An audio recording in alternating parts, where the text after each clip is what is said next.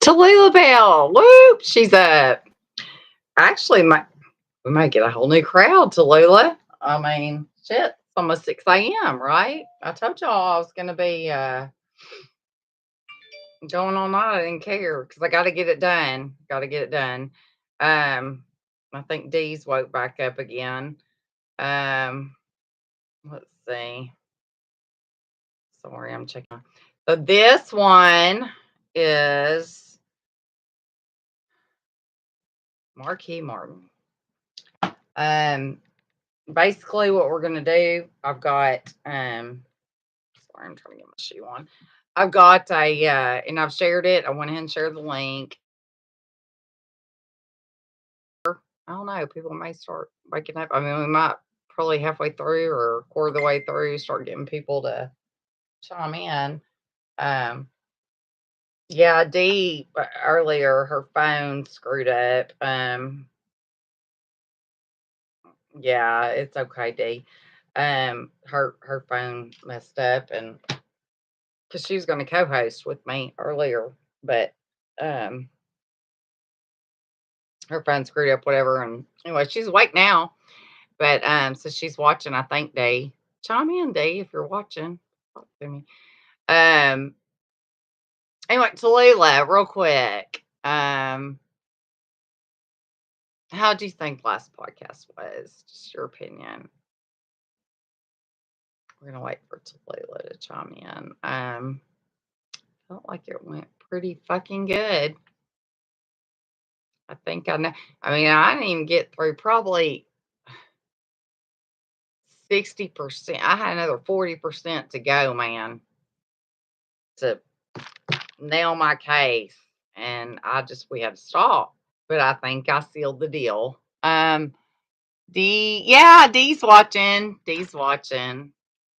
This is Marquis podcast. Yay, Marquis Martin. I texted Lakeisha, his mother, um, the and I tagged you guys too. Actually, I need to tag Tallulah real quick. Hold on, it on the Facebook post, but I texted to Lakeisha personally, and I know I think she may be on her way home from work, but I tagged her and stuff too. Hold on, Tallulah. I don't want to say your real name. I'm gonna tag you in this so that way you can um and no, I did tag you. I did tag you, Tallulah, in this one. So, um, anyways, oh, did you get some sleep? Me and Tallulah Bell have had no sleep. We've been up all nighter. Shelly Joe Tiller, yay, you're back. Hey, I know who you are. I know who you are. You probably don't want me to say your name, but I know who Shelly Joe Cheerleader is. Did you see Shelly Joe Cheerleader? Did you see the first podcast tonight? Dude, you're gonna die. You're gonna love it. I think I nailed it. I'm waiting on Tallulah to chime in because she watched the whole thing. Um, oh, you did get to see it? See, Dee's phone messed up, and anyway, and I didn't get through everything, Dee. You know I didn't, because you know everything I have. See, Dee is my new part-time co-host, right? She's DJ, Deandra Joe. That's Chris Robinson's mother. um, who I've been fighting for God, what, 2 years now? And man, in fact, Dee, we'll do like a podcast this coming week of just talking about your visit here and everything we did with Chris, about Chris. I've got pictures. Oh, we went to his grave for the very first time.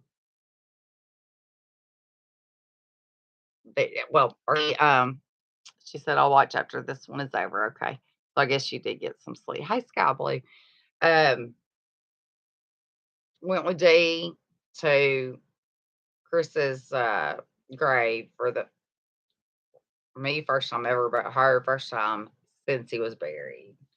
It was an honor to be with her during that. It was an experience I'll never forget. It was so meaningful to me. And plus, I mean, me and Dee, y'all know we're so close. I mean, we've had the only reason we've had our bouts of not getting along or whatever was because the devil trying to come between us. But we've crossed over, man. We're not there. And she is my best friend. And we had a great time. We had a great time. And going with her and then going to the state park and the house where he was. That was all very, like, we got pictures, like it's a thing. And then there will be a whole entire podcast dedicated to her son Chris. In fact, probably the next podcast I do, if not the next one. Like I said, I'm finally over this hump of this bad, crazy shit year so far, and I plan to have two more podcasts under my belt before next weekend hits, or by next weekend. Okay, so we're getting back on track, guys. I'm sick of being derailed. I'm sick of being sick, you know. And it's, and Dee knows she was here. I mean, it's just been bad shit. Bad shit been going on over here. But I do want to do an entire podcast on just me and Dee talking about, and I'll wear I'll wear his jersey that you sent me for Christmas Day for that one again. I washed it after that was the last podcast we did, was me and you, Dee. And I was wearing Chris's jersey. I think that was the last one I did. And that was like what, 2 days after Christmas? And here it is, almost March. I mean, that's how crazy it's been. But we have a lot, me and Dee have a lot to talk about to you guys in regards to Chris's case. And things are not what they appear to be at all. Like, we're thinking like the exact opposite of what we were like, y'all are gonna trip out, shit your pants, and we'll get to that. And I'll wear his jersey. I think I will be. But and then I want to talk about, we want to talk about our time together, and we had a good 4 days. It was just excellent. And going, and I've got all the pictures on my phone of Chris's headstone. It's beautiful, beautiful. And Chris was buried next to Dee's mother and dad. So I kind of got, I mean, I got to, get the insight of all of it. Plus, we went to the state park where he was murdered and drove up to the house where it said, "Do not enter." We did. We didn't go in the house. We couldn't, but we were able to confirm some things, right, Dee, that we had suspicions of. Sorry, y'all got the hair in my mouth. Um, on Chris's case, so more to come. And don't forget, and I'm gonna be looking into this further this week, but I told Dee I would, don't forget I had confirmed a game and fish officer was absolutely present in that house. I remember I always say at least two law enforcement officers always present for all these murders, or game and fish. And what have I told y'all? The most corrupt agency in the state of Arkansas ever is none other than the Arkansas Game and Fish Commission. True story. And they really like to use the game and fish officers as assassins. That's another true story. Let's see. Dee says, great things happening with Chris's case. Yes, yes. Shelly Judge Shiller, not yet, but I definitely will. Yes, confirmed. Dee says. Okay, so it's almost 6 a.m. We're gonna reach a whole new audience live, right? Let me check this, and we're gonna get on to Marquis. And okay, hold on. His mother just messaged me. Give me a sec. Got it. I was supposed to link. I'll look at it when I get up.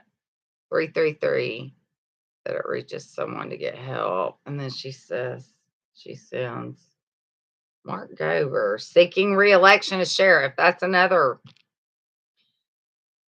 I think the best way to do this is to play our interview, mine and Dee's interview or conversation with Lakeisha. It was a conversation, but I mean, and she very much was very willing for it to be recorded and whatnot. And this is the first of many with Lakeisha. But she, Dee, did you know that? Probably did because I think I found it in our group chat with Lakeisha, but that Mark Govers announced his candidacy for reelection. And he did it like, because, they all filed, what was it, Tuesday this week or Wednesday? And he did it like right at the deadline, which is weird to me. I mean, he's an incumbent. Anyway, it says Mark Govers announced. Now, by the way, for my audience, introduction to the Marquis Martin murder. Mark Gover, sheriff, Drew County. Absolutely. Now, I'm not speaking for Lakeisha Marquis' mom, not speaking for anybody. I'm speaking for this platform. Because when I call spade, Mark Gover, the sheriff, was absolutely in on the murder of Lakeisha Arrington's son, Marquis Martin. Period. In discussion. Also, his sons, Noah Gover, Rain Gover, very much to the point. We have a Snapchat photograph that the sheriff Gover has admitted, yeah, that is my son because he was pushed into a corner of the night. Lakeisha thinks he was still alive that night, and you can make out Marquis' face, and there's a monkey, and it says, and he writes, "Can I help you?" Now, y'all know I ain't right. I don't like this word, but I'm quoting what the motherfucker said.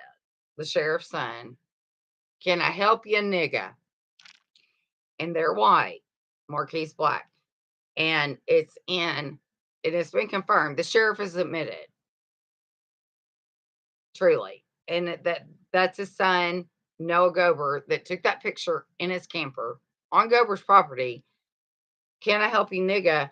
And it's in his camper and a couch with a big monkey. And you'll hear Lakeisha talk. I mean, we know what monkeys mean. Okay.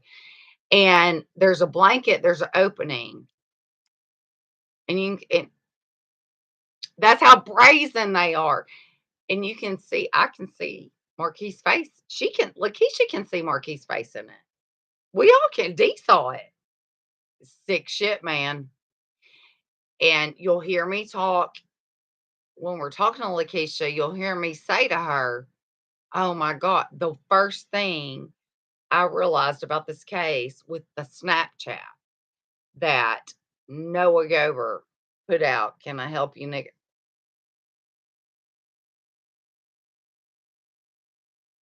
That told me how absolutely powerful Sheriff Gover is. Meaning, and I told Lakeisha, and y'all are gonna die. I said, he's more powerful than our fucking governor. No kid, nobody, and I can't say a kid. I mean, he's old enough to know, like 20 something years old, would put that and be brazen enough to put that on Snapchat of a guy a black kid they're murdering, and they tortured him, and oh God, it's horrible. It's horrible. Would put that on Snapchat unless nobody's that cocky unless they way high the fuck up where their daddy is. And you're going to hear about a connection with ha ha ha, Arkansas Justice Project, fuck you, and all these other people want to say Clinton Carter. Yeah, Gober is very connected to the Clintons. I said, I knew it. Nobody would put that picture up. And we've blown it up. And we'll get to that in other podcasts, and I'll do Facebook posts later, but I don't want to get into all the nitty-gritty because we need to do the play the interview with her, and then I'll touch on something. I mean, well, I stayed up all night last night and part of the night before working on nothing but Marquis. I've got page after I mean notes after notes. Quick, I want to tell y'all this. Like I told you on the last podcast, the Grim Truth podcast guy. I want y'all to watch those. Okay. I also want you to go to YouTube, and it's Chris Hawkins, ChrisHawkins. He's done really good TikTok videos, and those are short, but he does a good job. I can never condense. You'll know. I mean, I suck at that. So kudos to the guy. But he also has them on YouTube, part 1, 2, 3, 4, and it goes on and on. Chris Hawkins, and go watch all his Marky Martin videos. There's one where Seth, is it Husky? Seth Husky. Oh God, I'm still trying to get to know the names in this case, y'all. Um, he's talking about Marquis was in a freezer. Y'all, it's bad. Anyway, so this sheriff, Mark Govar, has announced his candidacy for re-election to a ninth term as Drew County Sheriff. During the past 17 years, I have worked with state officials in the prevention and deterrence of crime. Day, Laskisha. Y'all want to throw up together? Or is he serious? I've enjoyed meeting many citizens of this county while performing my duties as Drew County Sheriff, and look forward to the many challenges that I face daily.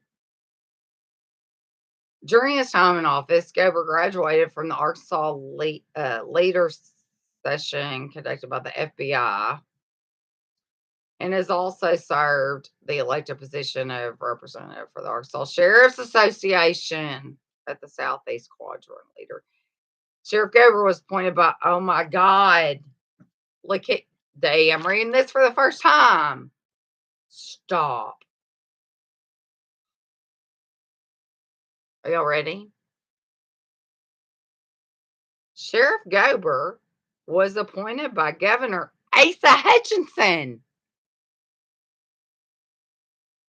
in 2016 to the Arkansas Supreme Court's Committee on Security and Emergency Preparedness. Folks, Asa see?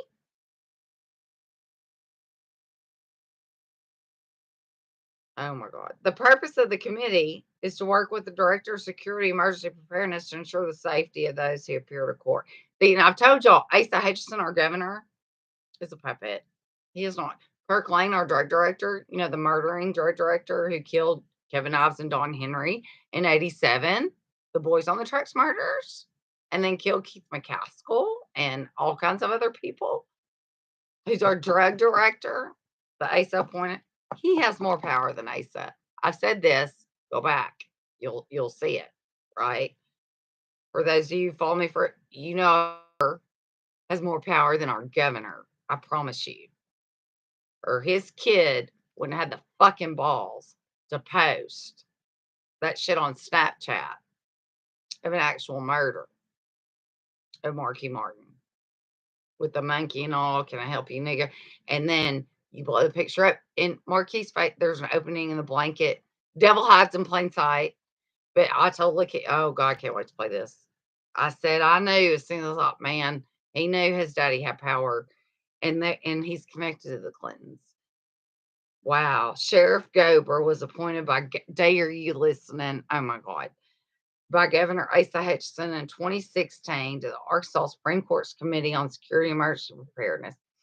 The purpose of the committee is to work with the Director of Security and Emergency Preparedness ensure the safety of their employees and members of the public who conduct business in courthouses throughout Arkansas.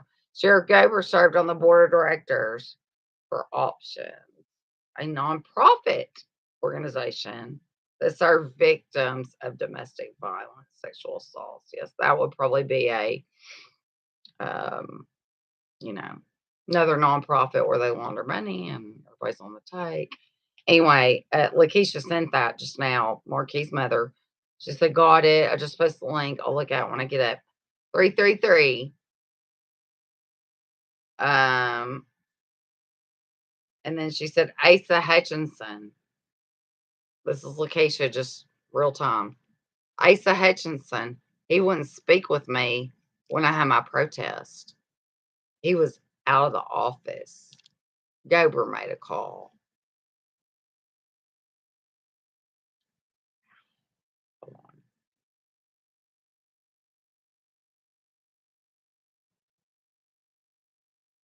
I don't even know what to say. I'm gonna go, wow. That's literally what I just said back to her. Wow. Oh my god, wow. I don't even know. We're gonna play. So we're gonna go ahead and play this interview because it's 2 hours. And then after that, we're talking maybe 15, 20 minutes tops. And I'm signing out.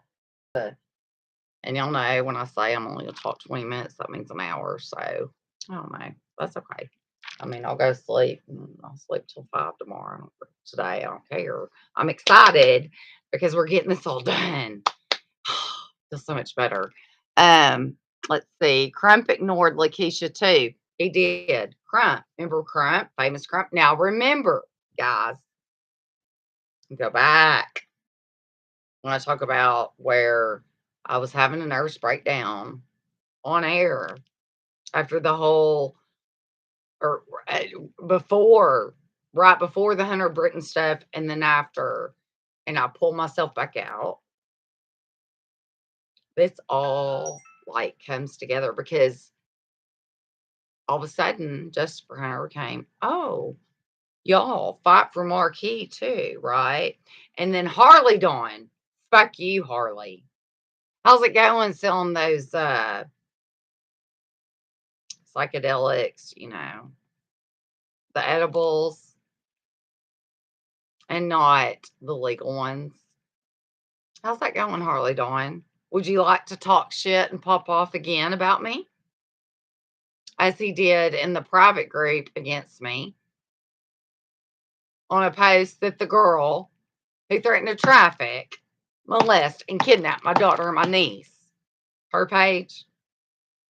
Harley Dawn, that's who y'all are second help. What last summer after your nephew got murdered by the cop, which by the way, again, was supposed to be Jesse Britton.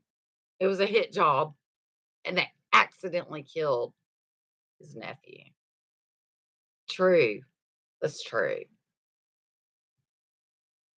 Jesse Britton was the target. The one that was caught with 1.4 million in meth. And his co-defendant, guess who his attorney was? The same one Damian Eccles has from the West Memphis Three. Y'all, wake up. Okay? And fuck you, Harley. Talk more shit, motherfucker. Talk more shit. I seen what you said. Are you fucking kidding me right now? You both lied to me. You and your fucking brother Jesse. And he's the biggest drug dealer in the state of Arkansas.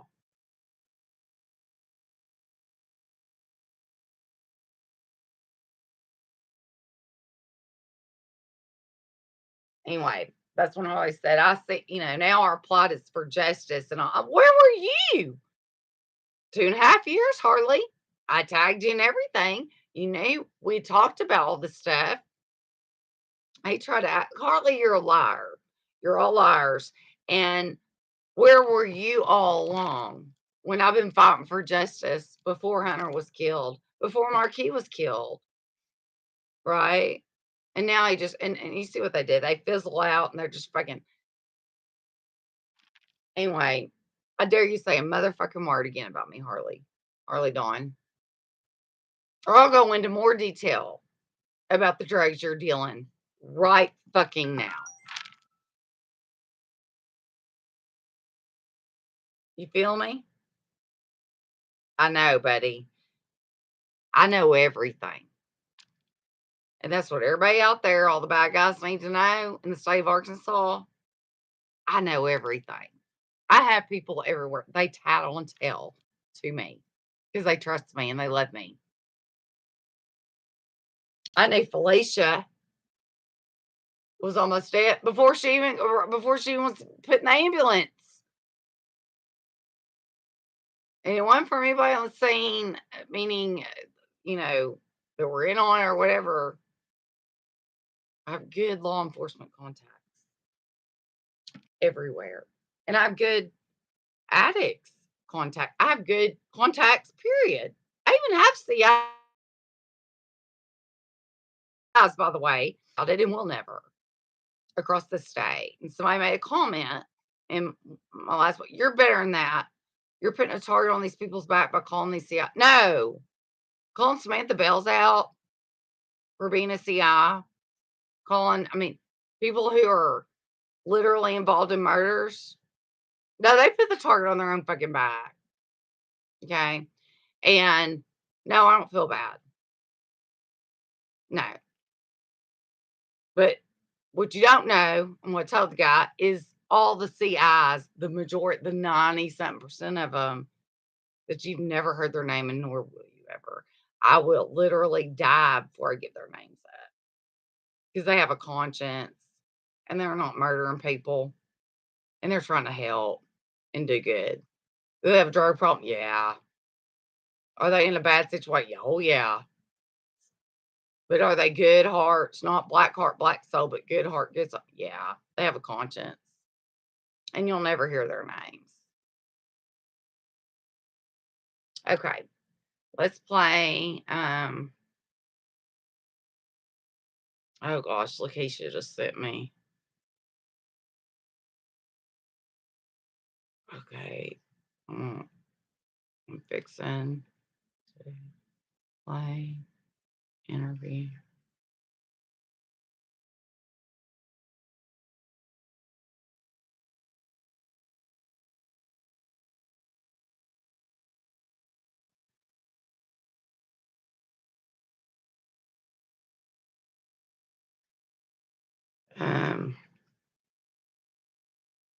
Marquis' mama, Lakeisha, she's so precious. Let me send her the link real quick. I don't know. I think she's just getting off work. And Dee can tell you. We had a great. Well, you'll hear. I'm fixing to just play it, and then we can discuss after. And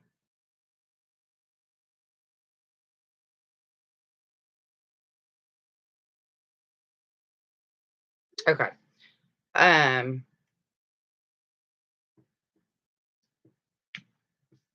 I think this thing shut off. So hold on, let me turn it back on. Power on. I'm fixing to have to make me some toast and eggs and stuff. Like Bluetooth connected. Oh, I don't know if it's on. I recorded on my phone that Nikki gave me, but I think it'll do both. Hold on. No, I thought it would. Okay, I gotta change it. It's a different phone. Okay, hold on. Bluetooth pairing. Sorry, guys. And of course I'm so tired, but we're gonna get this done. I don't care. I can sleep after. All right. Bluetooth on.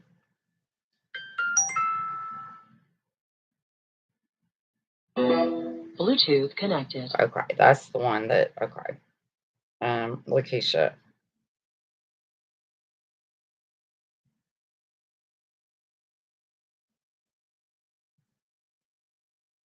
Hold on, she's.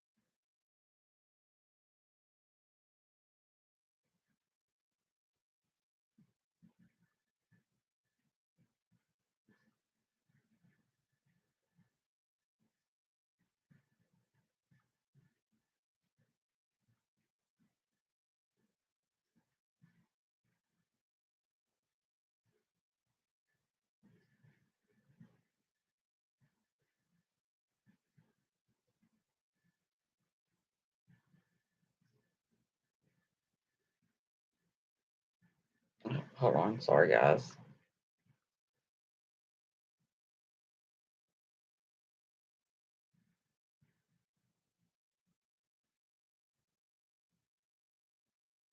Okay.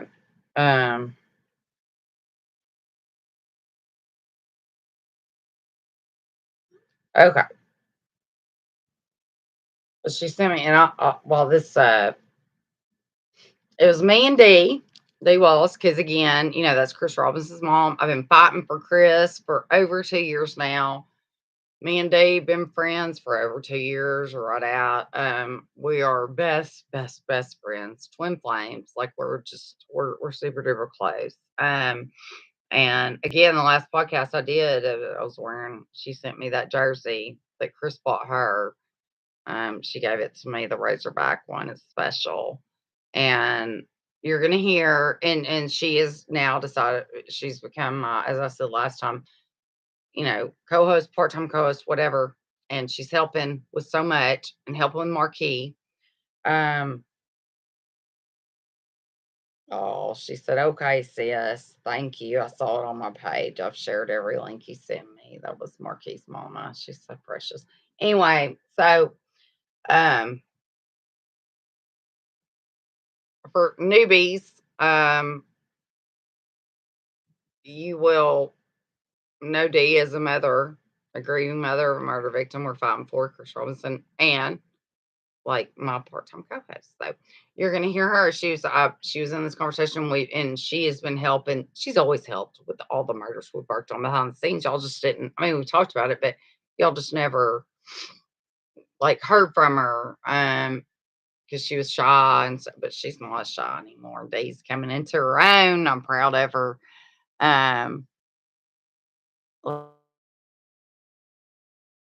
Let's see. Yeah, and so did hi, good morning. And Al Sharpton. They were rolling the window up while Lakeisha's trying to give her or him her information. You'll hear it. Okay. I think this is it. It's 2 hours and 8 minutes.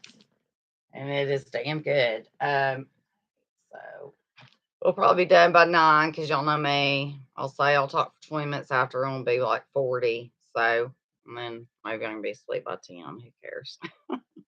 I'm excited. Okay, y'all ready? Here we go. This is Monday's phone calls. Was it Sunday day? Sunday? With Lakeisha Arrington, Marquis Martin's mom. You're going to hear a lot about his murder and everything. And then we'll fill in all the holes later, of course. But here we go. Finally, a call with none other than Lakeisha Arrington, the mother of really brutally tortured, beaten, shot, oh God, you name it, Marquis Martin, and has to do in southern North Sultry County. And she had contacted me about a month ago. We're just now catching up. This is one of the first of many phone calls, probably lasts about an hour and a half, 2 hours max, calling her now. And I had Dee Wallace, Chris Robinson, the mother of murder, Chris Robinson, on the phone as well. By the way, she's helping again, as y'all know from the last podcast I said, and she's going to be podcasting with me some off and on, or whenever she wants to. But she's on this phone call as well because she's been actually helping me behind the scenes with this case too. Since me and Lakeisha start talking. So here we go. Let me add the call. Okay. And Lakeisha says she gives information she's never publicly stated before. This is all breaking. Okay, it's calling now, Dee, so it'll go silent for a minute.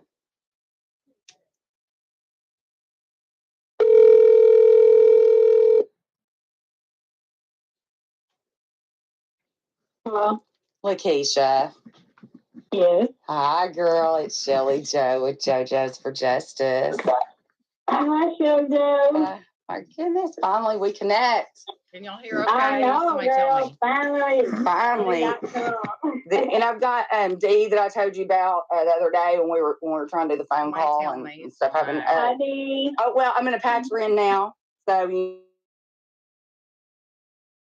can say hi. Can you hear okay? Dee, can you? Somebody tell me so I know. Okay. Dee, are you there? Yes, I'm here. Okay, Lakeisha. Hi, Dee. Hi, Lakeisha. Hi, nice to meet you. Hi, Lakeisha, are you on a speaker or something? It's kind of drowned. The noise is drowned out a little bit. Yeah, I'm on my speakerphone. Hold on, let me take it Okay. Because I'm recording it. I'm recording it. What I'm actually going to do, I was going to do, I was going to podcast finally yesterday after all the stuff that's been going on last month, being sick and everything else. And then my cat's like literally dying. We didn't even think she'd be alive today. And my daughter was all upset. But anyway, so what was I? Where was I going with that? There was a point for me saying that. Yeah. So I didn't get to podcast last night. But so what I'm going to do is with this conversation, like the next podcast I do either tomorrow or Tuesday, part of the podcast will be this first phone call with us that I'm recording to start introducing everybody to your son, his story, you know what I mean? And yes. And that's real helpful that way. I started doing that a while back. I mean, this is just a phone conversation, but I mean, I guess it's the same. It's kind of an interview, but it's not. I ain't professional, girl, so. We just talking. We just gonna go with it. It's our truth. We're just gonna wing it, and that's all we can do. That's exactly right. Hold on, let me make sure my record. I'm sorry. Can you hear me? Oh shoot. Are you there? I can hear you. I'm here. I don't know what he is. Okay. It is still recording. I thought, Dee, are you still there? I'm here. Okay, good deal. Yes. Well, we can get started. I thought my recorder stopped, and oh God, I would die if we talked and did all this. But and didn't get recorded. But I told Dee, I said, and what I always tell people when I first talked to him, finally, I try to get as much information as possible, about the victim, just kind of and tell everything chronological order. And then, because I already see this one has a gazillion rabbit holes and it's massive. Oh, yeah. And I have done in the last month a lot more work behind the scenes going through your page. I've watched your videos. They're excellent. And I have too. Thank you. So, but I'm not as knowledgeable as I would have liked to have been by now because of all the crap been going on the line. Dig into it too, so she's going to be real helpful in this call. But I guess let's just start. Just introduce yourself. Start talking. Jay, you'll interject at times, or I might. But I know there's some names that you've thrown out a few times that ring a bell to maybe another case or so, and another missing, person. But we can get it. It'll just flow, and then whatever we don't get out, obviously, it's going to take several conversations. But just start with who you are. Where you're from, let's give everybody like I know it's happening in Drew County. I don't know. It seems like you don't live there now. I mean, you don't have to give out where you live, but just kind of what. Right. No, I don't live in Drew County. Yeah. Yeah. So did you live there back then when he went in 2019? When he went missing? Yeah. No. Okay. I've been gone for 10 years. Okay. All right. Just start. Tell everybody who you are. Tell them who your son is. Tell them all the wonderful things about your son that you love and whatnot. I know he's special. I can see that. I mean, very special. Yeah, not just to you, but to many. And now to me and Dee. And then take everybody into what got him in, because I know it's the sheriff's son and all that, and these people that are drug heads and dealers and all. And, it appears he had screwed up in his past or whatever. And that's fine. We don't care about that. That's not about that. Yeah. I mean, we don't have a past, you know what I'm saying? Yeah. But he did change his life. He got baptized, changed his life, gave his life to God. So just take it back to you start and go, and then I'll do my best to, if I have a question, I'll just jot it down and ask you. So I'm trying to get better not interrupting people. Everybody, it's a bad habit. But it's not to be, domineering, or it's just like, oh my God, I need to ask her that, something will come to my head. So I'm going to try a new thing where I, if you say something that triggers me and want to jump in and question, I'm just going to jot it down and then ask you when you're kind of wrap up whatever part you're talking about and then go from there. So, all right, take the floor, Laskisha. All right, girl. Okay, my name is Laskisha Arrington Williams. I'm known by Laskisha Arrington, which is my maiden name, and I got Williams, or Dr. Williams, up down the road. I'm 45 years old. Oh. And yeah, I have 2 children. I had 2 children, which Marquis was my first child. And Natalia is my second child. Something I prayed for. I want a boy and a girl. She's beautiful, by the way. I saw her Facebook. She's gorgeous. My life changed. I had an anxiety attack like 2 weeks before this happened to Marquis. I've never had an anxiety attack before. You know, like coming up the stairs. I think stairs give me anxiety or something. I was coming up the stairs, and my daughter said, "Mama, don't start that." So I was just like, I just couldn't breathe, y'all. And I fought for my life for like till like 12 o'clock that afternoon. And I was in the closet hollering and screaming for my mama. I was in the tub, y'all. I had a towel wrapped up under my neck, you know, for me to go to sleep. Only way I can go to sleep was in the tub. And she's like, "Mama, don't go to sleep in that tub. Don't go to sleep in that tub." Oh. And so, and this was 2 weeks before he went. I mean, this is 2 weeks before that I had this anxiety because God had to take me back to, you know, see what was going on. Had something happened that triggered that, like that gave you a gut feel? I mean, I believe in that stuff. I know, but I mean, I woke up hollering. You know, I never had it done before. I woke up like this. Oh, girl! And I had never experienced anxiety attacks before, and I had a cousin that tell me the same thing. So he had an anxiety attack in a house with Marquis before it happened to him. He went over there and he had a bad anxiety attack. Oh my God. So something was coming and we didn't know.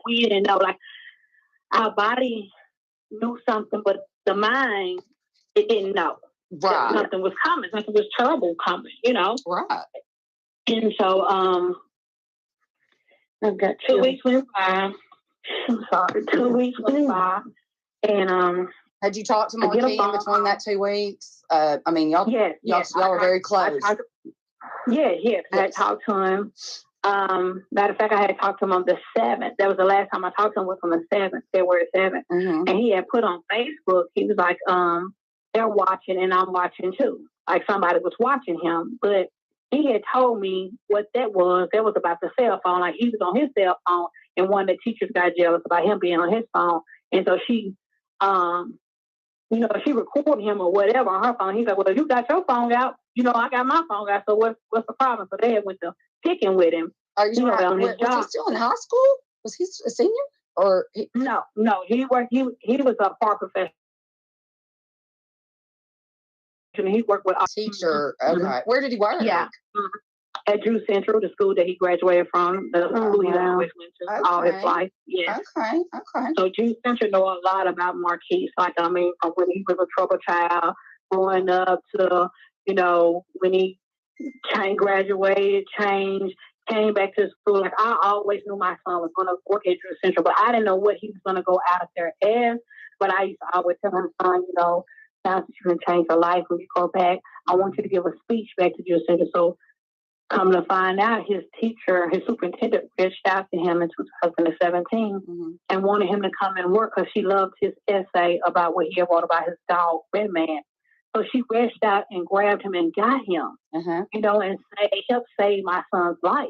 Oh, she saw something in him. She did. And there's a lot of people that apply for that day purpose. A lot of people had applied for that job and stuff, y'all, but they couldn't get the job, you know, and the little autistic kids, like some of them can't even talk. You know, of course, you know, some can't talk. And he would take an umbrella to school, like get him on off the bus, and he have candy for him on Fridays. And the one little guy that couldn't talk, he wouldn't get on or off the bus unless Marquis was on there. Can y'all hear? Okay. And yes, girl, it was just so heartbreaking. He had a connection.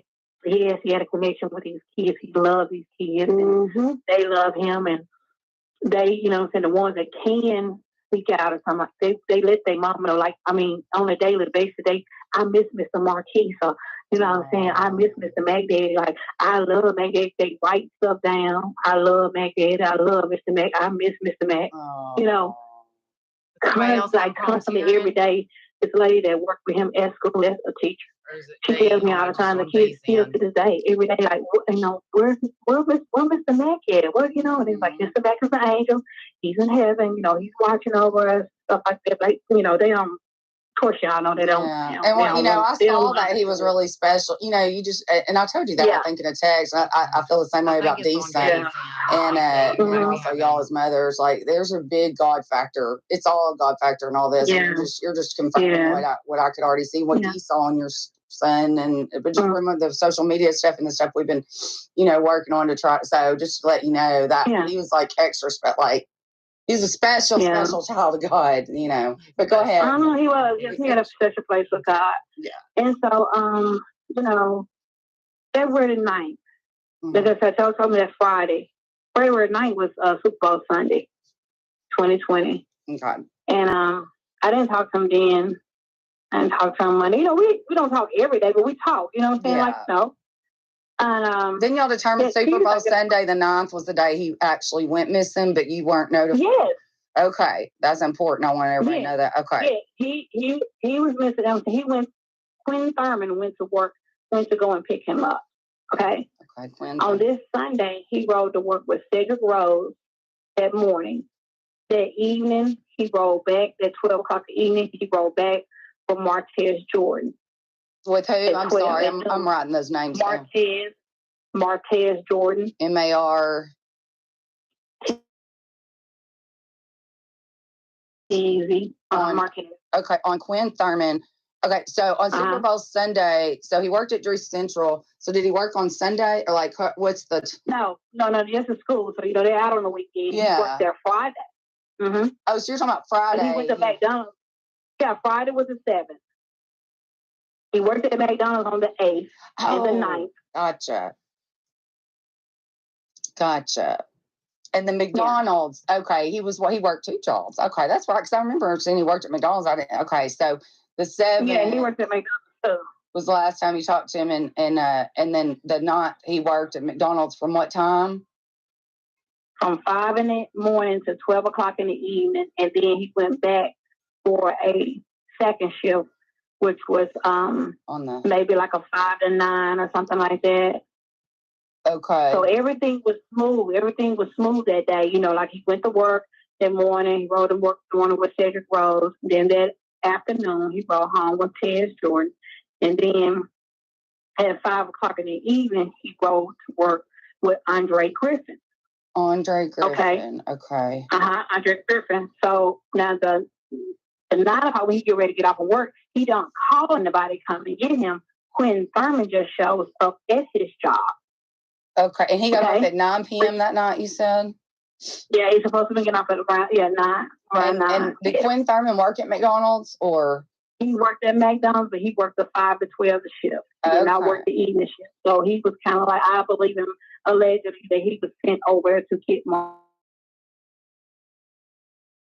Yeah. He showed up at the store. Because I'm going to tell you how I know he was sent over to get Marquis. I believe it was. Is because they said he clocked in at 8:30 or 9 o'clock. But he clocked out at 9 or 7. So he was on the clock for 37 minutes or 7 minutes. And I called the area manager, Billy. And I asked him, was QT on the schedule to come? Did he tell QT to come in? He said he did not give him permission to come in. So you're still in time.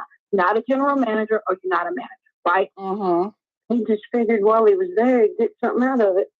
Right. Okay. So then, they get off from work. They go to Murphy's. And I don't know if y'all seen that video or not, but Marquis, you never see, it's confirmed that Marquis did ride home with Quinn Thurman, but you never see him get in the car or out the car. It's a gray BMW. You just see him up at the cubicle, you know what I'm saying, where the, going there to pay for his whatever he got. Is that video on the Justice for Marquis page? It's on the news. It's on the news. Okay, well, we find it. Okay, I was just curious, so I'll know where to get it. So they go to Miss Murphy Oil, it's just Murphy. Okay, and as far as you know, to this date, it was just Quinn and just Marquis, but you never see Marquis on the video. Is that what you were saying? I never see him getting in the car or out the car. Just say, for instance, you go up there and slap me at the store, they're gonna have you on all angles. They're just not gonna have you in the cubicle. Yeah. So the tapes had been edited and played with allegedly. Okay. Yes. You'll see it. Okay. And so my mom, she called. I told my mom about it. That Marquis had, once I found out that he was missing, which was on the 11th, I found out that he was missing. I got the phone call. This phone call that I'm talking about, I got this phone call. Who called you? February. Was it not the... Cedric Rose. He worked there. Oh. And he was my classmate. He's my classmate, and he worked there. He was the one that took Marquis to work that morning. So he haven't seen Marquis in a couple of days. So I guess, something touched his heart and said, hey, you need to get in contact with his mom and tell his mom, that he's been missing. And then that was when the whistle got blown, and that's when I came down and they wouldn't let me put a missing report in until about 10:30 that night, because it would have made 48 hours of missing. Had in between the 2 days where you talked to him on Super Bowl Sunday, and then obviously I didn't talk to him on Super Bowl Sunday. I'm just telling you that's the date. The last time I talked to him was Friday. Oh, okay, I see what you're saying. That's the 7th, right? Yes. Okay, on the 9th. Okay, and then had you tried to gotten any weird things where you were trying to get in touch with them for 2 days, and then but you didn't think anything, and then that guy calls, or just no, because we don't talk. We don't talk every day. Gotcha. So I know I didn't think anything. I didn't think anything. You know what I'm saying? I mean, he's 26 years old, so he's gonna call his mom every day. Right. But he talked to his baby mom. That Saturday. She talked to him that Saturday, but we hadn't talked to him. Me and her both had contact with him Friday and Saturday. Okay. We didn't talk to him Monday or Tuesday. Of course, no more after that, after Sunday. Mm-hmm. And so, like I say, I learned on the 11th that he was, that he had been missing since that Sunday, Super Bowl Sunday night. He went to work. Who came and picked him up? Who dropped him off the second shift? Who took him home the second shift? Mm-hmm. So, me and my mom was talking on the phone that Friday night, Tuesday night, and I mentioned his Quentin Thurman's girlfriend, which is Joyce Jackson. And she said, well, let me call her, because Mama, talked to Joyce. So she called her and she asked her about Quentin coming home, and said he was home about 10:02, 10 o'clock that night, So they had their stuff together, their story together. And who said he was at home at 10 o'clock on which night? I'm sorry, I'm trying to keep with the dates.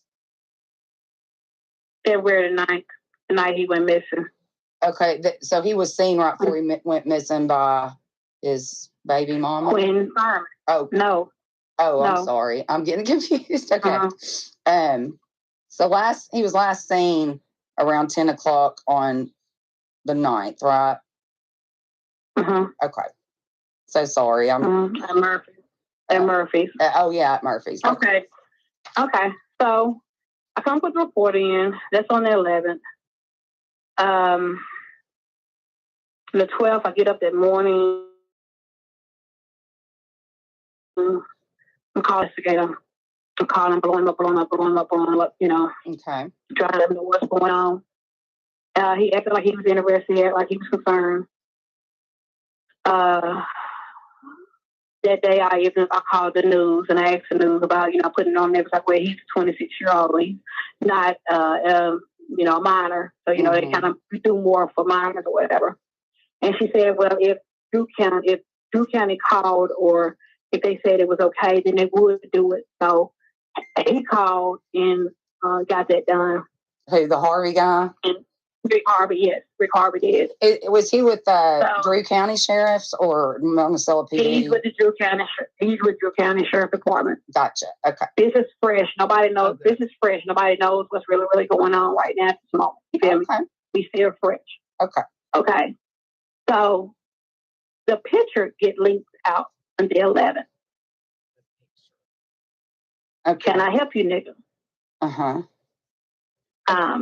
Noah Govar. Okay. Can you, real quick, can you tell everybody what that picture, because my audience won't know what the picture, describe, and I can tell them where to go to find it, but it's the very disturbing one with the monkey and all. And then and for everyone, Sheriff's son, and he put this picture out.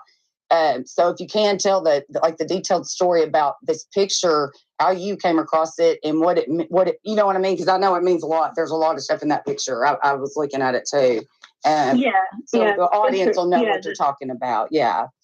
Right. The picture was sent to me. It was linked to me. Somebody had got it off his Snapchat. And when I seen the picture, I seen Noah Govar, I seen the monkey, and I seen Can I Help You, Nigger. But I'm thinking that he's saying to the monkey, which, some people, races call black people monkeys or whatever. And that hole on that blanket, it always worried me, But I did not see Marquis there at first, but I felt like he was there on that couch. I mentioned it. Yeah. I said it out of my mouth. I said, y'all, I believe he was down on the couch. I said, and there's blood on that couch and stuff. But once I said that, a new couch comes up. I have a picture of the new couch too, so we have to put those pictures up side by side. Okay. But a new one came up. Okay. And so I didn't know Marquis was in that picture then. Okay. I have to tell you about how I found out he was in that picture. Because it's real shallow. It's real shallow. So now, that was a camper. Was that Noah Govar's? Did he live there? Whose camper was this where this picture was taken? That's important. It was Noah Govar. He admitted to it too. Yes. He admitted to it. I got a letter, and the sheriff is telling that his son admitted to him that he did take the picture. So that part is true. Okay. The part that is saying it's not true is Marquis is under those covers. Okay. Everything else is true. And those people that we see up there by that light, they don't see them either like we see them. We see them pictures up there, people up there, and we see Marquis under that cover. We see his nose, his eye, and his mouth. We see his face. We'll go through all that next podcast. So, I'm not going to let nobody tell me that he's not in there because I know he is. So that's... Did you have something? Yeah. When I looked at those pictures, she had the one side by side.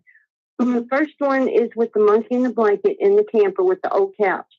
And then it's side by side, and it's Noah and some girl standing there posing. That's his wife. Okay, that's his wife. And I looked, and I compared them, and I saw the new couch. The new couch is black leather. Yeah, and floor. Did you look at the floor? I did. I did. New flooring. But the curtains behind are all the same. And in the first picture with the monkey and the blanket, the blinds are lowered. And that's why you're seeing those faces. I just want to put this out there for the viewers. The reflection from the glass is reflecting the pictures or the faces back of the person that was taking the picture. Yeah. That's how that came to be. I saw those faces. They're there. It ricocheted off of that light when they took that picture. Yes, the blinds were down, and it ricocheted off the glass with the light. Yes. Yeah. You can see it. Listen, we have to think about it. Like I keep telling everybody, it was Super Bowl Sunday. It was a celebration. They had got Marquis. It was all standing around. Yeah. Yeah, there was like 20-something people involved or something. It's a lot of people. And if y'all look in that picture, over there with them 3 dots is, it's a woman over there, face as scared as I know what, and she's holding a baby. I saw that. Yes. Come on now. Who would have had the baby? Ashley. Was that Ashley? Ashley, okay. Ashley had just had a baby. Is this the one we thought was Marquis, or we're not even there yet in the story? No. This is Noah's wife. Okay, so Ashley Govar. Okay, gotcha. And real quick, let me ask from the time you got that picture where they had changed the couch and the flooring out, like how much time was in between that? Or do you think I got a picture 7 days later. It was on the 18th. Oh wow, that's compelling as hell. I mean, that's a no-brainer. Yeah. I mean, come on. I know. And then they're bold enough to take. I got the date on the picture too, so I can see. I can find it. But I have the date.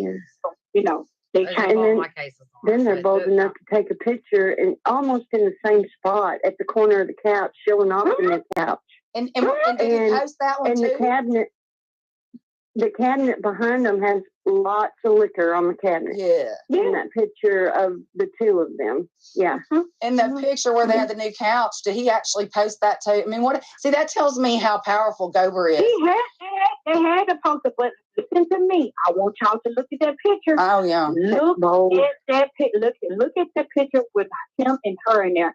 He got scratches on his face, his neck. He got a black eye Oh Marquis had got into a fight with somebody. Those scratches are going to have to be explained. Look at his face. Mm-hmm. Yeah. Y'all have that picture? I don't know.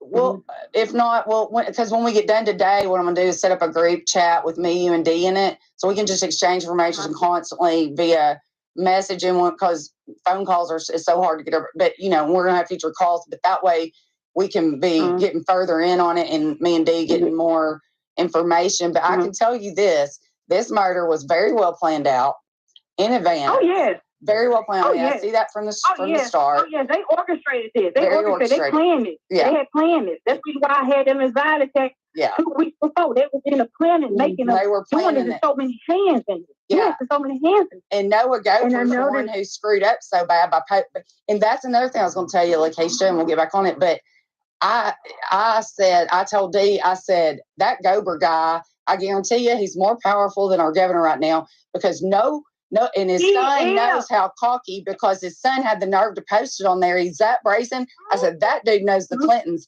Then I was listening to your video, and you said something about Govar being affiliated with the Clintons. I said, oh my God, I knew it. Yeah, he's a grand wizard. That's what I was told. Oh my God. Govar's a grand wizard of the KKK. N-word in his message. That says a lot. You don't get that brazen unless you're untouchable. That's brazen. Yeah. And I noticed the camper in the photo, when the blinds were down and you could see trees, and it looked like it was in the woods somewhere, like out of the way. It is in the woods. Was this a camper his son lived in, or was it just like a camper he partied in? No, they live in their camper. Okay, they live in it. Okay. Mm-hmm. Where I live. Oh God, I can't wait to see. Yeah, he tells it. Wow, were him and Marquis friends? They weren't friends, were they? Yes. Oh, they were. Yes. But no one ever really probably liked him. That's what it felt like to me. Like they were friends, but see, Govar didn't like Marquis. Okay. Govar never liked Marquis, so the kids befriended him. Saying when he got older, he out of high school. Saying, he living his life, he doing him. And Marquis, he didn't see color. He just like, he got a heart. He liked everybody. Saying he gave everybody a chance. Right. And we do know Noah Govar is a big drug dealer, correct? I mean, I'll go on record and say I'm wondering if he's a Freemason. Yeah, that'll be another whole. I want to dig in on that. I just want to say that. Yeah, there's something not right with that family, and there's something not right. Yeah. Everything wrong with it. I mean, it was definitely planned. So listen, y'all. Okay. So on the 12th, I asked Govar about getting a dog. He refused. He said no. But I was told, I haven't got this proven yet to this day, but I was told that ADC called him and asked him, hey man, do I need to send my dogs over? He said no. We don't need the dogs. Wow. So his excuse for not getting the dogs is because it rained so much and that they couldn't pick up a scent because it started raining that Sunday night. So they had looked at the forecast and everything. Yes. It was rain. Yes. Plan to a T. Rain. Yes. Wow. And so that's why they did it. And they made like they couldn't get no scent or nothing like that. So on the that Wednesday was the 12th. A pair of shoes, a pair of Marquis black Nikes was found on on February 12th. Who found them? Do you know? The 12th. Yeah, the 12th. It was the 12th. My cousin Amber. Oh, Marquis shoes were found by your cousin in front of his house. And they called Govar when Govar came and picked them up. No gloves on, nothing. Just come and get them. Marquis shoes were found by your cousin in front of Noah's house or Marquis' house? In front of Marquis' house. Wow. Were those the shoes he would have worn to McDonald's? See, the accident, it started at his house. Okay. He did get dropped off. He did come to the twin thermos that he took him to his house. But when he got to his house, somebody was there waiting on him. Yep. Okay. Somebody was there waiting on him. Something transpired down there. They got stuck in the neighbor's yard. In an SUV, a black, gray, green SUV. The lady said it was dark. And said a white truck came and got them out, and they peeled across her yard. So that was the first crime scene. They kidnapped the person's house. Wow. They kidnapped the house. They did. Okay, this is this is important. All of them are important in every little detail. It's real dark. It's real dark down there. No street light. It's real dark down there. And so at Marquis' house. Tell me, now Marquis did he live in Monticello or there's some other towns I saw you. Wilma. Okay. And how far was that from Noah's camper trailer? Like, did Noah live? Did he live in Monticello or a different town? He's in the back of Wilma. He's saying Possum Valley, stay back that area. I don't know how far it is. I ain't up in back there. Okay, but Marquis probably didn't live 10, 15 minutes from Noah. Yeah, he did. Okay, that's all I was. Okay, that's fine. So y'all found it. So y'all found his shoes. Was it his McDonald's shoes? You know, they have to wear those slip-resistant shoes. Was it his work shoes? No, they were just some white. No, they were just some black Nike Forces. Okay. Marquis would go to McDonald's with some church shoes on, so it didn't matter what okay. So he put on his foot because he was more of a true load in the truck and stuff, you know. Okay, so those could have been the shoes he wore at McDonald's. I'm just trying to figure out if he had a chance to change, and then people came in. Yeah, it sounds like they were definitely waiting, and he was trying to run. I mean, this is nuts. Wow. Yeah, he tried to run. He tried to run at execution style. That's what I was told. Yeah, he tried to run. Y'all got like 5, yes, execution style, just like that Perkins kid. Remember Dee? The lady, oh gosh, it's another murder case that happened over in Saline County, where they said, "Run, nigga, run," and shot him in the back. They made him run like the deer hunter movie. Yeah. Remember that one? Yeah. And the cops are involved in that too. Laskisha sure are. And but anyways, and that's a. So he was down. He was down on the couch. Okay. I got a text message. A ransom on the 12th. Oh. Saying that they took this long to contact me, and they ain't scared of the cops, and they ain't worried about the cops, and they ain't afraid of the cops. Just kept talking about the cops. You know what I'm saying? Because it is the cops. Yeah. And they also sent it to another guy. They sent it to Jamal Toll-Free. Now, why did it get to Jamal Toll-Free? I don't have no clue unless his uncle took Marquis to work on that Sunday evening. So I'm thinking that the connection is here. Like somebody was playing on the phone and sent it because the same number sent to me. So it was a text app number that sent it. Okay. Did the police they can secure that number? I've had that going on right now. They told me that there was a hoax and that was from India. Oh, that's motherfuckers. Oh, yeah. Love you, baby.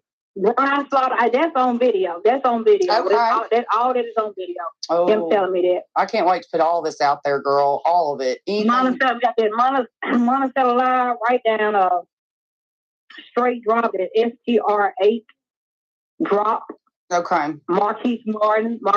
He has a video with Govar pointing the day room. You know what I'm saying? Like the 27th. February 27th. That was the last search that we did. And his hand is pointing. What, Sheriff Govar or Sons? Yes, Sheriff Govar. The son never did come out. We never saw the son. Oh yeah, I'm sure he got his ass ringed for posting that Snapchat. That's just. I know he did. I'm so glad he did. Yeah. Even though he put up that Snapchat, we did not see Marquis, and he still was hitting in that picture. Sure. You didn't know it, yeah. So they were scared. They were scared about it, but they wasn't that scared about it because we hadn't really seen. Because I had mentioned, I said, I believe my son was on that couch. I said, probably blood on that couch and stuff. And then I said, that's probably why they didn't switch our couches and stuff. Because I get a picture 7 days later, they got a new couch. So I was right, but I couldn't see him. He wasn't ready to let me see him because I had been saying, they got my son. Mm-hmm. People wouldn't believe me. Oh, girl, we believe you. And a lot of people believe you now. People thought I was crazy. People thought, everybody believe me now. Everybody believe me now. People thought I noticed, I wouldn't let up. I noticed the next picture, there was a colored one, and then someone did a filter with black and white, and that's when you can really see it. You can really, That's what changed the vision to see it. Yes. They just sent it out to a forensic person in Memphis. There you go. They said, no. The man in Memphis said, well, they might have put a face over there. Once they type in Marquis Lawrence, they won't even be affiliated with it. We can get nobody to Little Rock even do it. We can we can do it on our telephone. We can do it on our phone. They won't touch it. Yes, every case I work, this is why my platform started 3 years ago and exists. And this is why I get so much hate. And you're going to get, I'll tell you about later. I've already told you to prepare yourself for people to tell you to stay away from me. Whatever. I've already told you that. That's how effective my stuff is because they won't touch it. And that's the same thing.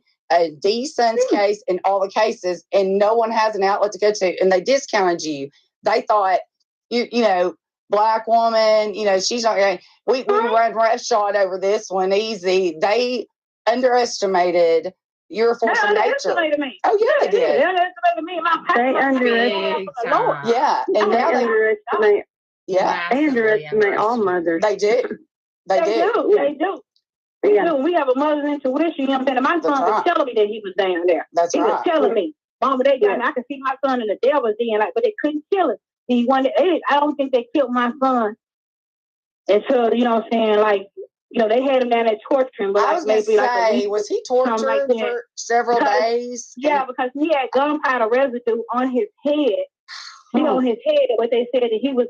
His outfit said that he was in a freezer. You know what I'm saying? So there go the corner that's involved too with him. Holding the body and stuff. Now the coroner in Drew County, because he's bad. I already know about him. He's the one that was on Joan Ellis's. Remember the one that they Dermot, Stephen Dermot. He's in on stuff too. It goes all the way up to the medical. Well, it goes everywhere. I mean, they're all in on it. Always go all the way up there and see.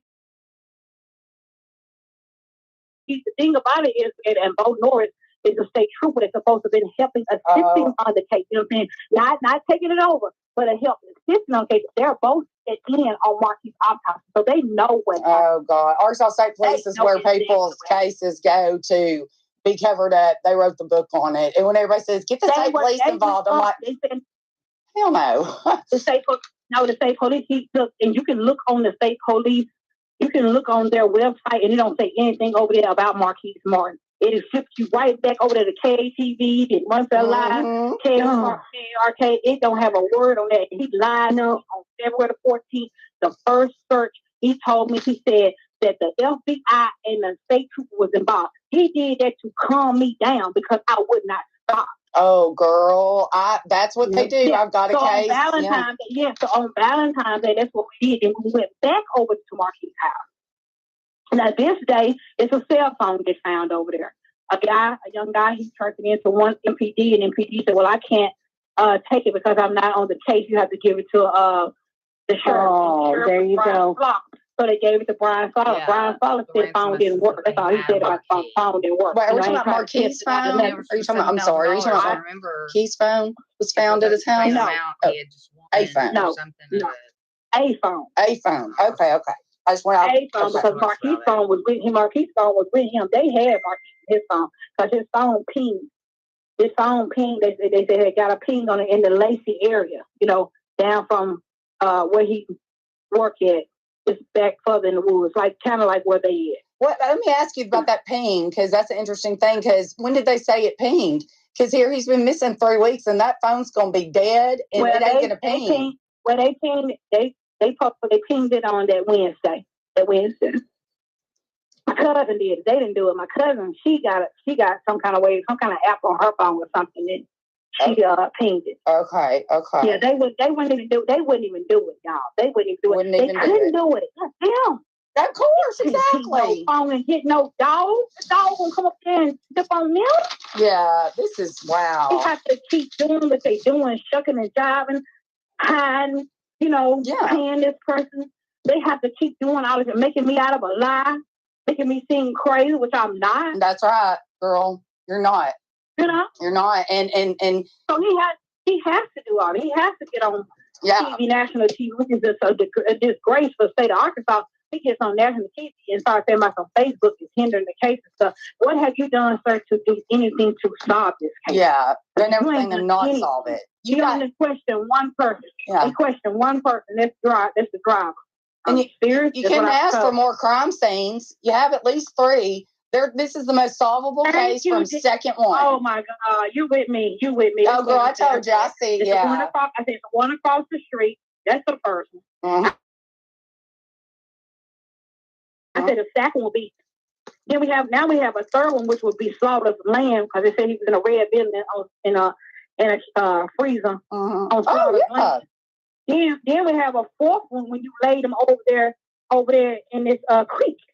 Oh, and don't forget the vehicles. But he said he has no crime scene, no leads, and no suspect. He's even got vehicles as a crime scene where he was transported. Crime scenes. You know? Come on. And I'll tell you, this is what I say, and Dee knows I've said it for. He couldn't walk down there. He couldn't walk down there because y'all had him hostage down there. We showed a picture on the when y'all had tickets on the night when they got linked. I had him down on the couch. God, I tell my audience every time I park, there is no such thing as an unsolved murder in Arkansas. All these murders are solvable from second one, and if it's an unsolved murder, it's because they don't want it solved. Because there is no such thing. And this one couldn't be more truthful to that.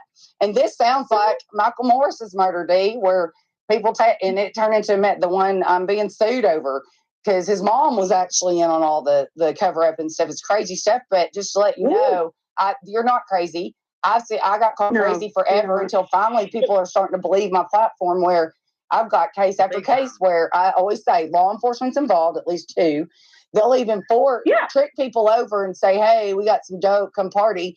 And they're tricking them over there to get them there and holding a gun to their head and making them participate in torturing people and murder. And so then you've got people who really that were in on it and knew they were going to be there to murder somebody. But then you got people just tricked. And so, you know, I mean, you know, see? And I know. I know how they do. And law enforcement's always involved. And they torture and they even have, you know, oh God, go ahead. I'm so sorry. I just wanted you to know, we got Dee knows. Yes. I mean, it sounds so familiar. It's just familiar. Yeah. The first mistake they made was getting stuck in the yard, and then that kind of throws their plans, and then they have to figure out what else to do. Right. Yeah. Right. Yeah. You know, they scooped him up and took him down there. That's on the night. It just happened on the night. And then the picture get linked on the night because if you look at the picture, it has 3 dots on there. That lets us know that this was screenshot. That was a screenshot. Yes, it was. Yes. Girl, come on. That picture was taken and it was taken and it was taken and it was taken and screenshot. You can see. Do you, and I'm not going to ask you. It wasn't a regular photo. It wasn't a regular photo. Right. They screenshot the photo. Yeah. Right. And I was going to ask you, and you don't have to say the name of this person because I don't know if it's somebody. It sounds like it's somebody that had to have been there that was one of the, you know, didn't know what they were getting themselves into, but trying to help you. Like, or do you even know who sent it to you? Was it anonymous or like the picture? You know, like without. It was from somebody I had just learned from. Okay. Because them sending that, they're definitely helping you. Otherwise, they. You know, and then you have to ask how would they get it unless they were there. But they screenshot it. They saw it on his. They saw it on. Oh, they saw. That's right. I'm sorry. Yeah, that's right. It's on Snapchat. Yeah, I'm so sorry. He had posted it. That's right. He had posted it to her. I'm sorry. That's bold. That's bold. It's so. I told you. He was proud, and then proud. Yeah. He had Rain on the 12th. The one that was involved.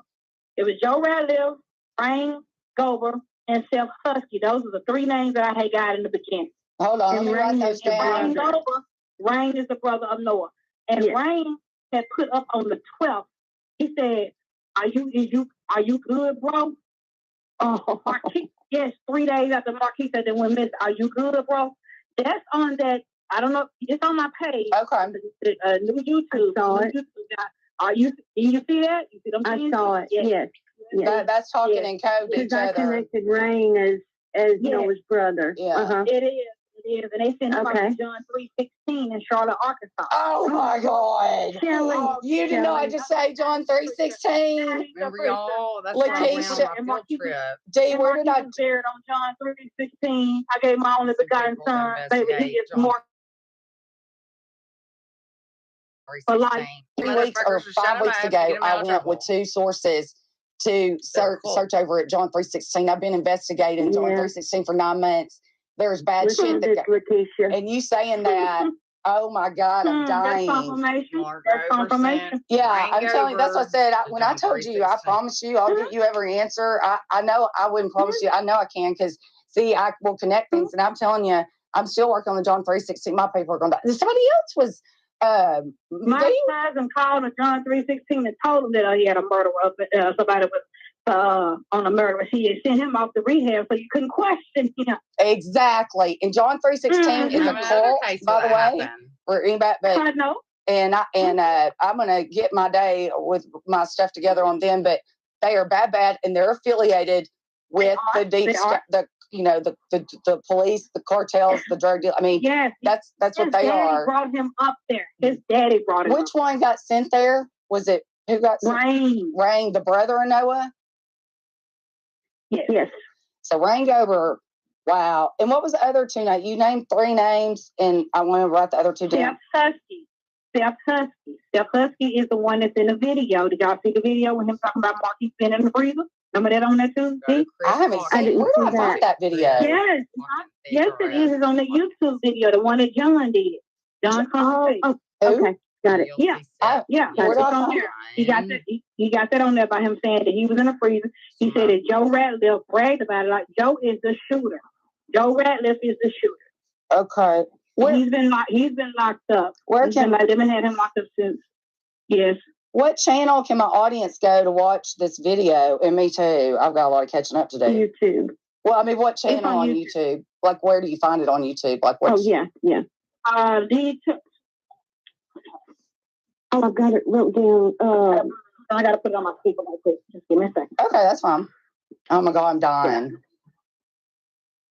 Yeah, she's getting a lot of help from people. Oh yeah.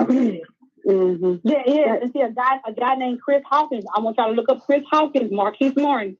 Chris Hawkins, Marquis Martin. Look him up. Okay. He got like I think 9 parts. He got a lot of parts over there. Go over. Oh, he's on the Justice for Marquis page also. Okay. Mm-hmm. Yeah. Yeah, and I've got him wrote down. Chris Hawkins. And look him up on. And he stays on it. He stays on it too. Okay, good, good. And then the video after he released that video in October, I want to say it's the 13th or 14th in 2021. He haven't said anything else after that. I think they might have shut him up. I don't know. Oh, he has not said anything since then. Yeah, is he still alive? He's talking to the FBI. Oh, Lord. In his city, and he was like, something needs to happen. Oh my God. This is wrong. So this is wrong. He talked to the FBI. And what'd you say where on YouTube everybody can go watch that video, including me, about the freezer? Okay. I'm looking for it now. While you're looking for it, just let... Here you go. It said, on YouTube, what happened to Marquis Martin question? Drew County Sheriff's son listed as key suspect, part 1. Okay. And what happened? I'm gonna do it again. What happened to Marquis Martin question? Drew County Sheriff's son listed as key suspect, part 1. They had 60 shares right now. Got it. And then just so you know, I'll tell you real quick to be careful of when you said he went to the FBI and all that. I was like, and what's going on here in Arkansas, including like they did the John 3:16. Man, that organized crime is an Arkansas Justice Project. I want to tell you right now, don't trust a damn thing. I wouldn't send anybody there. They're there as controlled opposition, and they have come for me out of nowhere all of a sudden, and they're really going to come for me again. But what they do, they get people to talk, and they trust them. Then they turn it over to the bad cops and the bad guys, and then those people end up getting killed or threatened, or they're okay. So I'm just warning you, and Dee knows. Well, I'm not listening. Don't listen. Don't even. Like whenever you whenever you talking to someone that's going through a murder case as a mother, we don't care about none of that. We're not scared. We don't have to be informed or because that will stop the flow of someone speaking a truth or saying what needs to be said because, well, you need to be careful. You don't need to say this. You know, I can say what. Oh, you can. No, I wouldn't say that. I was telling you that somebody to be leery of, just giving you a heads up. Yeah, I'm not. No, I'm not going to be leery. Nobody but God. Okay, that's fine. I'm not going to be. Yeah. No, that's the only person I'm going to fear. It's the Lord. Nobody else. I don't care. I don't care what they got, what they can concoct up, and they can do. You know, we know they can do some different shit. They didn't learn it to my son. Oh, yeah. I'm not. Yeah. No, and I was just my experience with them. That means there's something. And them justice. Why didn't they team up? They ain't got you, and you know what? And they ain't got you, so God got you protected. That's right. And that's why I go solo. And now, and of course, I got D always. And yeah. I mean, covered by the blood. They're not there. They're not coming to get you. They ain't doing nothing to nobody. Yeah. They're only gonna mess with the scared people. Oh yeah. You hear me? Oh yeah. They can do them, but they can't throw that. They can't throw that same game with us. We like, nah, we see you. Yeah, and of course they tried with me. They poisoned my dog. Hell, I wasn't even podcasting 2 minutes on boys on the tracks. They poisoned my damn dog. My grandma got ran off the road 5 months after Marquis. Wow. What? On the back road. Has anything happened? Like, have you been ran off the road or anything like that? Like, no, they do not bother. They're scared. They don't want. Yeah, you're too loud. No. Yeah. You're like me. They know you can tell. They don't bother me. They won't even. They don't even face me. Nothing like that. But they ran your mom off the road, huh? Yeah, but when I go down there, I don't feel no fear or nothing. Good. I can tell. You inspire me. Yeah. Me too. That's very inspiring. Y'all ain't gonna do this now. You're the one. Somebody gotta stand up to these people and stuff. That's and right. I had a white man to call me and asked me. He said, what are you down there doing to them folks? I ain't doing nothing to nobody. He said, you down there threatening? I ain't got no gun. I ain't you have to have me. You don't have to have me. They ain't used to nobody stepping up to them and confronting them about and calling them out on this stuff, but they're gonna get used to it. Yeah, and they call that a threat. Like I get that all the time where people lie, say I've been threatening them. I'm like, I'm not. I tell the truth. Yes. The truth is threatening. Yes. I mean, the truth is threatening. But they use the word threat. Oh, she threatens people. I know. Oh, I bully people into suicide, or just it's the most insane shit you've ever heard of. I've seen almost it all. Okay, we'll get back to the story now. Okay. This is such a good conversation. So let me ask you this. When he's on the couch, do you think he's still alive or do you think he's dead? I think no, I think he's still alive. In the picture with the monkey, you did? Hurt. Okay. Yes, he was hurt. Remember? Oh, yes. His blood at the bottom of that couch.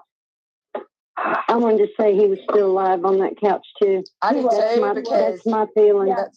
That's my feeling. Yeah, he was still alive. I don't believe. Yeah, that's why they were taking the picture and all that. They had a trophy. Yeah, they had a trophy. Yeah, and like in real time, the devil hiding in plain sight. Noah's right.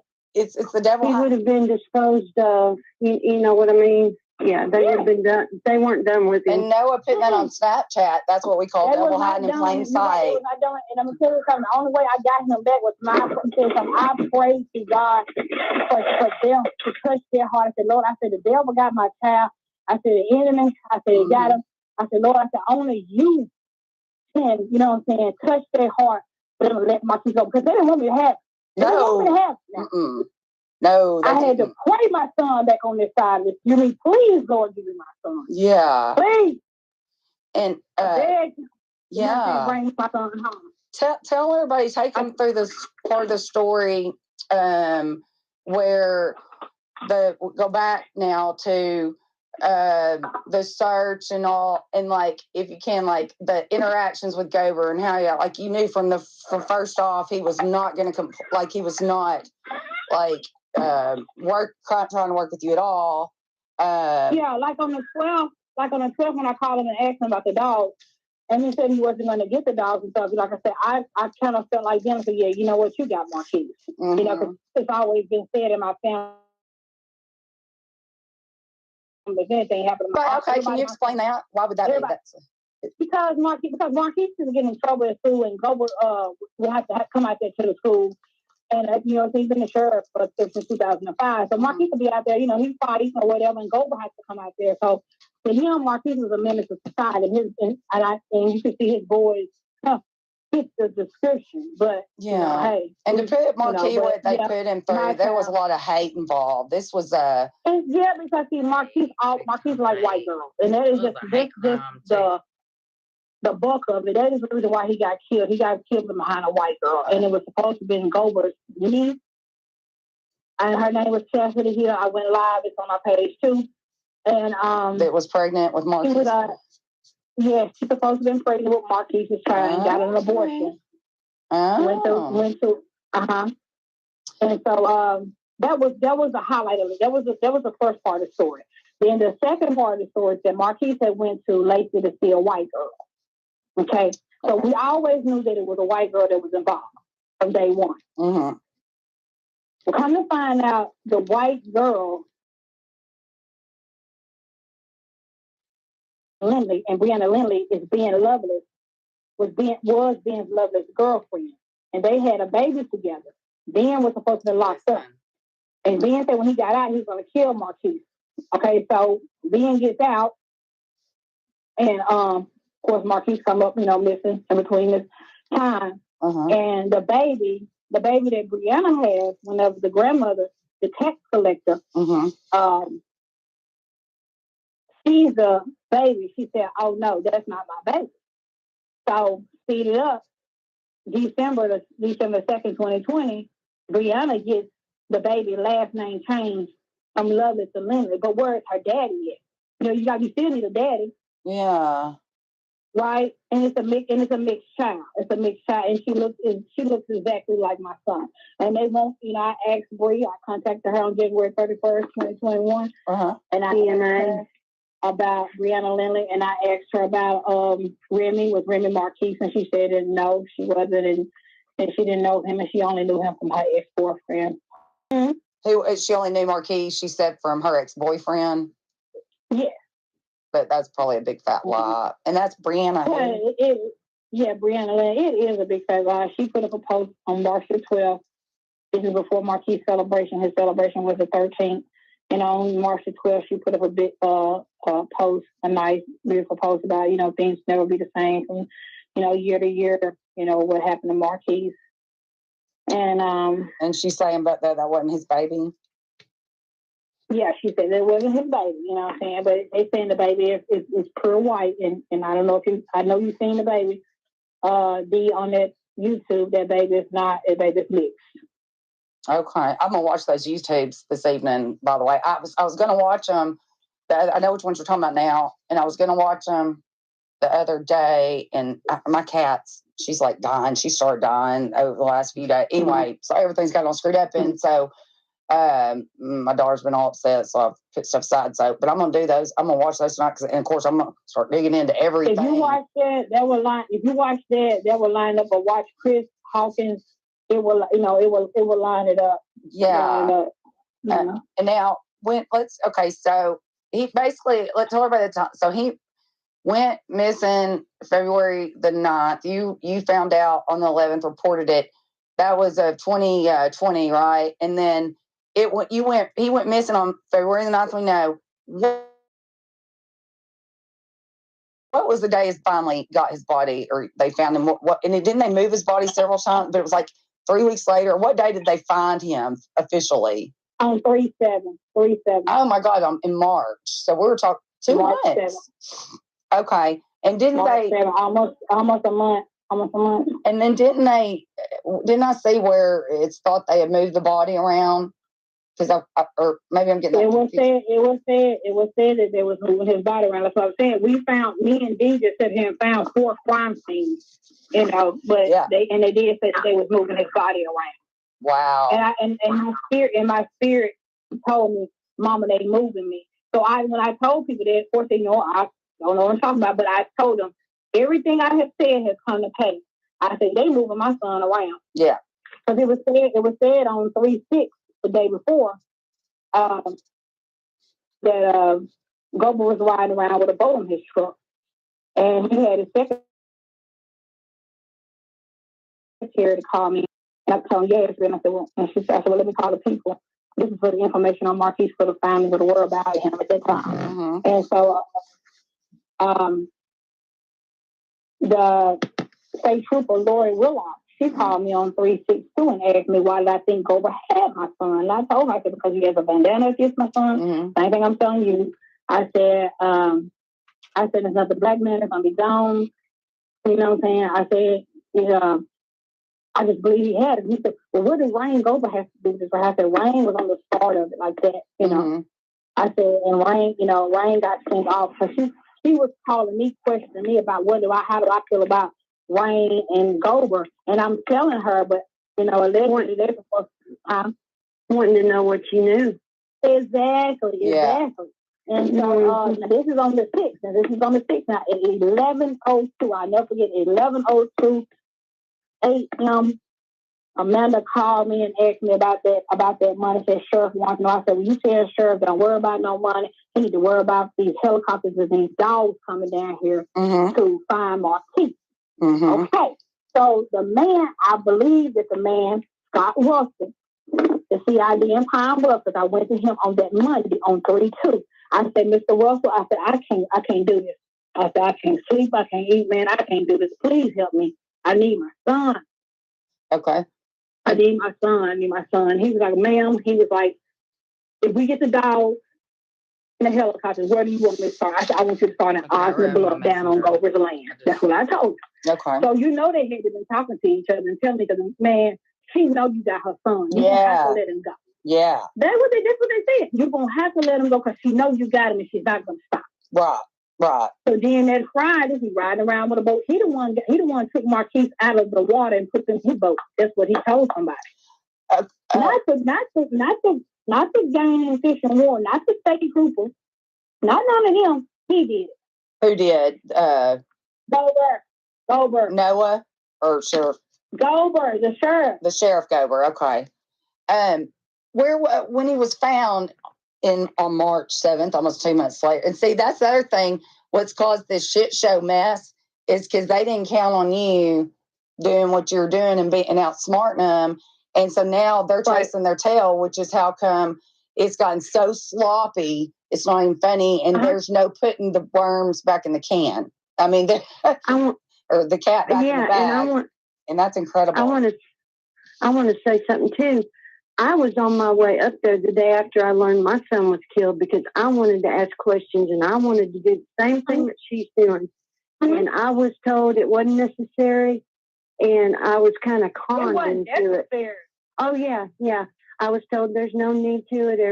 Everything's being done, and this is by my son's father. Well, now we know why. But hindsight, know somebody? We don't know. We don't know. But looking back, I was told not, because I was going to do just like you. I wanted answers, and I was going to knock down some doors. Yeah. And he knew that, and that's why he conned me. Yeah. Yeah, and these things, Chris, it ain't never too late. It ain't never too late. No. I just wanted to say that because and they don't count on you. You felt it, what they're doing. You felt it. I felt it. Yeah. I felt it.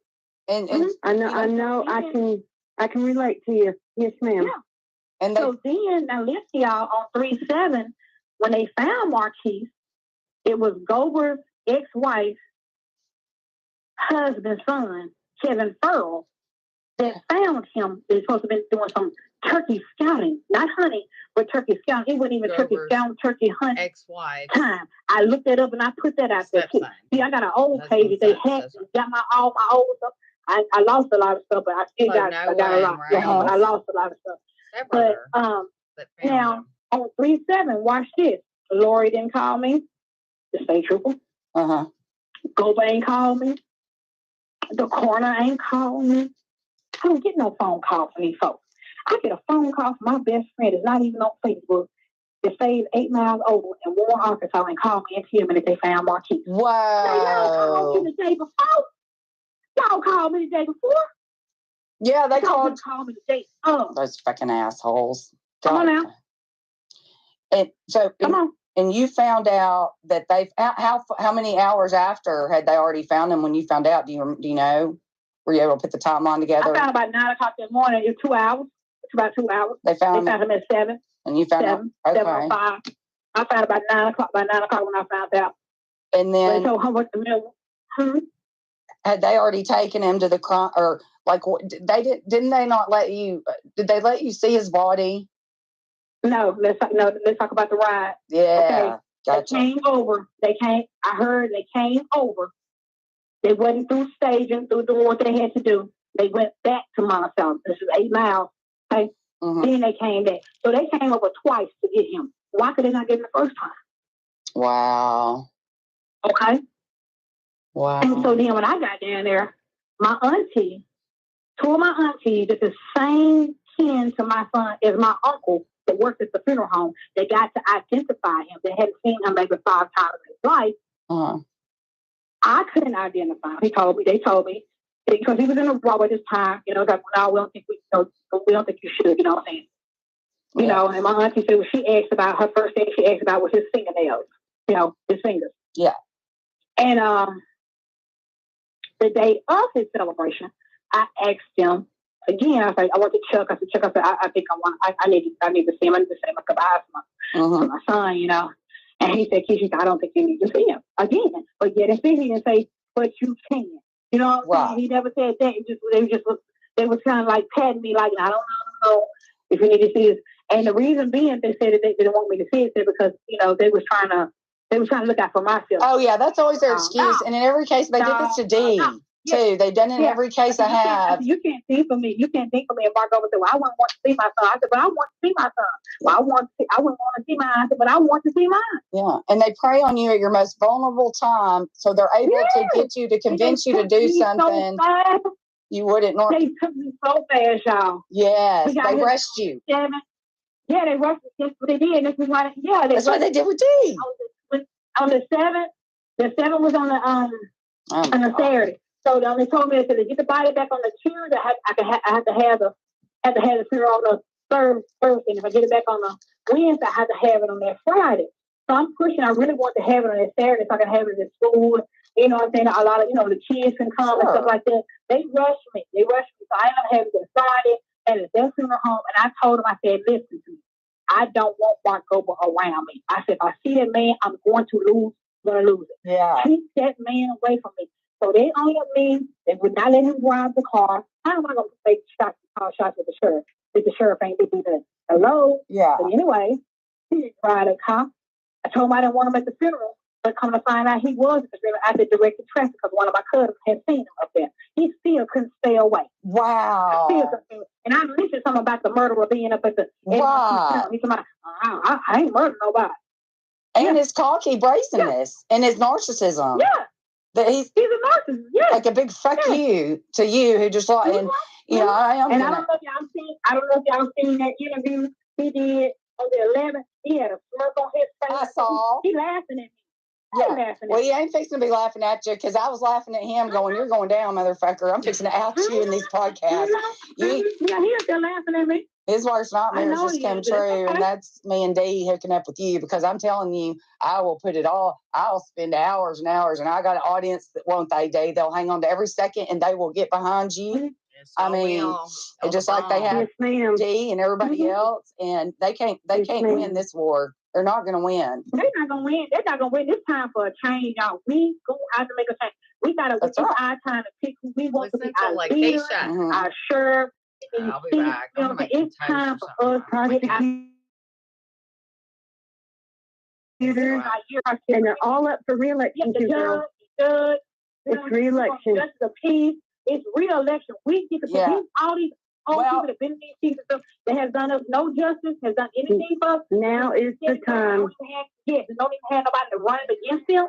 They got to go. Yeah, but see, so many of the elections are already stolen before you ever even go to the voting booth. The marijuana thing, that was already going to be.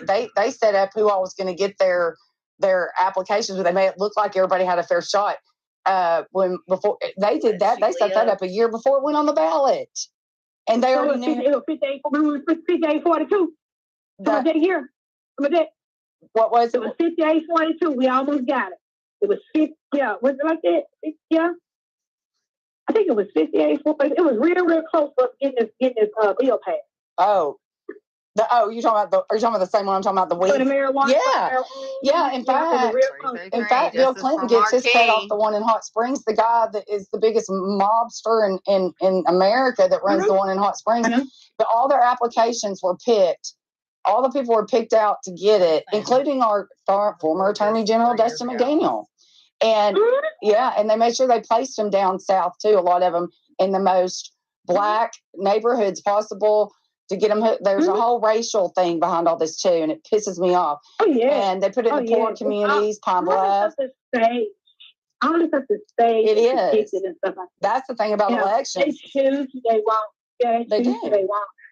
They do. Lakeisha, the prosecutor in my son's case would not prosecute the guy that admitted to killing my son. Yeah. Oh, okay. Now wait a minute. Yeah, girl. Yeah. Oh, okay. Okay. Tell her, listen to Dave. Then a few months later, he was running for election to be a judge. Well, he won the election and got that spot. So then he became judge, and then his deputy took over. You know, I don't know how that works, but anyway, then he wouldn't do anything. Well, now there's a new one in the office that's running for Henry Boyce's spot, John Petty. Yeah, so I'm on it. Yeah, but that's how it works. And the prosecutor in my son's case that won the election for judge recused himself from Senator Linda Collins' murder. Yeah, she was. Yeah, that was my friend. It's all tied in. I need to look that up. Because it is. Man, I've been begging for this man to recuse himself, and he will not recuse himself. But I'm gonna tell you something. Mark Govar can't do anything. He really can't do anything because it's him. It's a straight line, straight narrow line, and he is straight line. But he's got heavy hitters above him protecting him. We're not zigzagging on that. That's a straight line, right? That's a straight hit. It is. And with all these cases that they cover up, there's the common denominator: the prosecutor, the law enforcement, the sheriff's office, the coroner, the FBI, the state medical examiner, the state police. My son's case was turned over to state police. I was told they showed up at the crime scene, and then they turned it back over to the sheriff's department. And I told Shelly, you can't try to wear you out and pass to cover it up. To cover it up. Yep.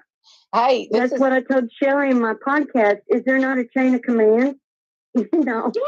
And told him that Mark Govar was tampering with the tape. He said if I could have proof that he would look into it. I gave him proof. He did nothing. Did nothing. He did nothing. Nothing. Read on 331, and I didn't get it to July. The same year. The FBI on the Andrew DeWeese case, which is another one that I was working on, and the family came to me. The FBI called and scared the shit out of the grandmother. Now that tells you my phone's tapped, and I know it's been tapped for 3 years. They listen, they do, because no one on the planet knew with the grandmother of Andrew DeWeese, who's still missing. That one's a terrible. He was torn. Same type of shit. Everybody's lying. Everybody's in on it, and that's over. When I called her, her voice was shaking, and she said the FBI said they've taken over the case, and whatever I do, don't speak to JoJo's for justice, or I'll ruin the chances of ever finding my grandson. And I said, ma'am, I was trying. I knew what it was. It was them doing the same thing to cover it up. Well, fast forward over a year later. Guess what? They're all saying the FBI said they took it and they didn't do anything. Well, the FBI took it when I was fixing to out all of it and interview the family and help them along. And then they scared the shit out of the grandma. And I mean, I wasn't gonna sit there and try to convince a grieving grandma how they're lying to you. You know, I just said, well, if they don't now, I said, be sure we're here. But then the granddaughter that put us in touch with the grandma that begged us to talk to the grandma, and the grandma was begging to talk to us. She said, I said, I know you know that the FBI ain't really they're taking it all right, but they're taking it to let it go die. Like they're not going to do anything on it because they're passing it around. She goes, I know. She goes, but my grandma's got hope. And that's another thing. They do it to get to wear you down. They wear you out. they try to wear you out. Yeah, they do. And most people, they do wear out. They finally just throw in the towel and say, fuck this shit. I can't go. They drive you crazy. It's a tactic. It's like. And that's what they try to do. They kind of work me down. They kind of work me out, girl. And that's the second time the FBI got involved in a case and intervened with talking to me. And now, but here, Andrew Deweese is blowing back up again and becoming a big thing. There's so many, and you'll learn over time, my goodness, when we talk and just watching podcast stuff about this. There's so much that I know we'll put together from Southern Arkansas. But they just found this guy, Barry Harmon. He had been missing since 2015. Yeah. They just found his skeletal remains. Because I saw where everybody said, is that Marquis or something? They thought, was that the one where they thought? No. They never. This is Barry Harmon. I said the name. They had found his skeletal remains. He had been missing since 2015. Oh, okay. And Mark, if you watch on the news, on his interview, he said that he didn't have any murder cases or any murder cases open besides Marquise's. Well, Barry, they had those. They should have been had those bombed because I think it was December 27th when it happened, when they found them, and they got it done by dental. So dental was going to come back, boom, just like that. So they just now letting it out who this person is. After 7 years, 7 years completion. So they have to, like with these cults and rituals and stuff. After so many years, you have to let something go. Right. You feel me? So he kind of looked good. He has nothing on his hand but Marquis on his hand, which you don't have a lead, a suspect, a crime. Mm-hmm. And forgive me, when I said a while ago, I had in that about the other guy. I think that's one where maybe it was where they said they thought it might be, that would have been Andrew. They thought it was. That was another case. Sorry. My brain's so full with information. Mm-hmm. And then, so let me ask you this. So the coroner picked him up and I assume took him to the state medical examiner's office in Little Rock for autopsy. Well, they had been sent to for the autopsy. Yeah, the autopsy got done in Little Rock. Do you know who performed it? Was it Peretti? Who? Was it Dr. Peretti that performed it, or Cocos? Have they ever let you have? Do you have the autopsy? Yeah, I got it. Oh, okay. I'd like to get that. Yeah, because Peretti, he's there. He's the one that did these son's autopsy. He's the one that did the West Memphis 3 autopsies, where he lied and screwed that whole case that's come back to. Well, all these cases are blowing back up in Arkansas's faces as we speak. And they just send me your email address and I'll send it to you. Okay. That way. Because Peretti is the one who was in the 1993 West Memphis 3 murders, the international and screwed that. I mean, they're at medical examiners slamming that dude. And I've been slamming them for 2.5 years. The first line of my son's autopsy, I knew they was lying when they said that he was shot with a medium caliber. They don't tell me it was 45, 40 Glock, 40, 9mm. They don't tell me none of that. They just said a medium caliber. You have the bullet. You should know what type of gun. What? Oh, I can't wait to read that. He's supposed to lie. I'm talking the first line. Girl, had some of his face like a kindergartner and typed up this right here, mess. Oh, man. I can't wait to read that. When you look at it, you see it, you're going to be like, oh, my God, this is some trumped up bull crap. This crap is this. This is just chopped up and... Right. And I've seen those before, and those are the ones where they just give them some crap. Because I've got real autopsies. I don't have no images. It's not a real... I don't have no images of his body. I have never seen a picture. I called his funeral home. Tell me they gave it to Mark Govar. Oh, God. Mark Govar ain't released nothing to me. Oh, funeral home. What's the name of that funeral home? Stephen Dermott Funeral Home. Stephen Dermott? Oh, is this another county where the coroner also owns the funeral home? Yeah. Oh, my God. Dee. That's in Drew County. Oh, my. Dee, did you hear that? She's still on here. We may have lost her. I think we Did you hear it, Dee? I'm listening to everything. I'm just in awe because it's so parallel to Chris's case. Yeah, it's so Dee is in awe. Dee can't even talk now because Dee is just reliving. She over there reliving like this. Yeah. They did to me. Well, me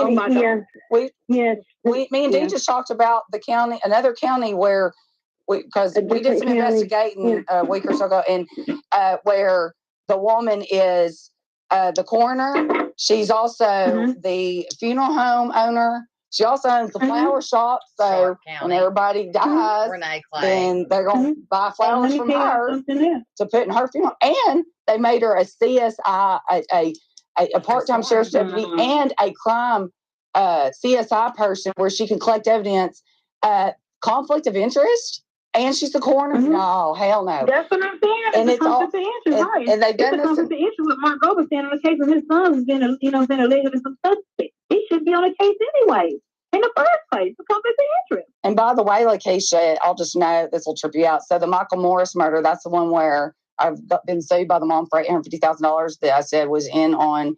Not actually, I've never believed she was actually present at the murder. There's about 20 people involved, law enforcement too, just like Marquis and all. And but she is suing me via herself and her husband, but also she owns Bradford Memorial Funeral Home, and she's cartel. And see, I've been calling out her funeral home and her for being involved in her and her son knowing all this stuff. And they traffic drugs in empty caskets at all the funeral homes in the state.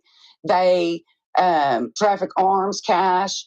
Sometimes you'll see a hearse going down the road with an escort. There ain't no body in there. There's drugs they're trafficking. Very interesting, right? Well, the woman that's suing me right now, and she's regretting it because she didn't think I'd double down. I did. I don't care. I ain't got nothing to get. But and here we've got another instance with the funeral home in Steve Durant, and he owns it, and he's the coroner. Not okay. Yeah. Not okay. Yeah. And we got to dig into that funeral home too. Oh my God. Oh my God. Yeah, I got to get over there and start digging. I'm saying. Oh girl, we'll be digging. Dig it. We will dig. Listen to me. I'm saying. So I didn't choose the funeral home.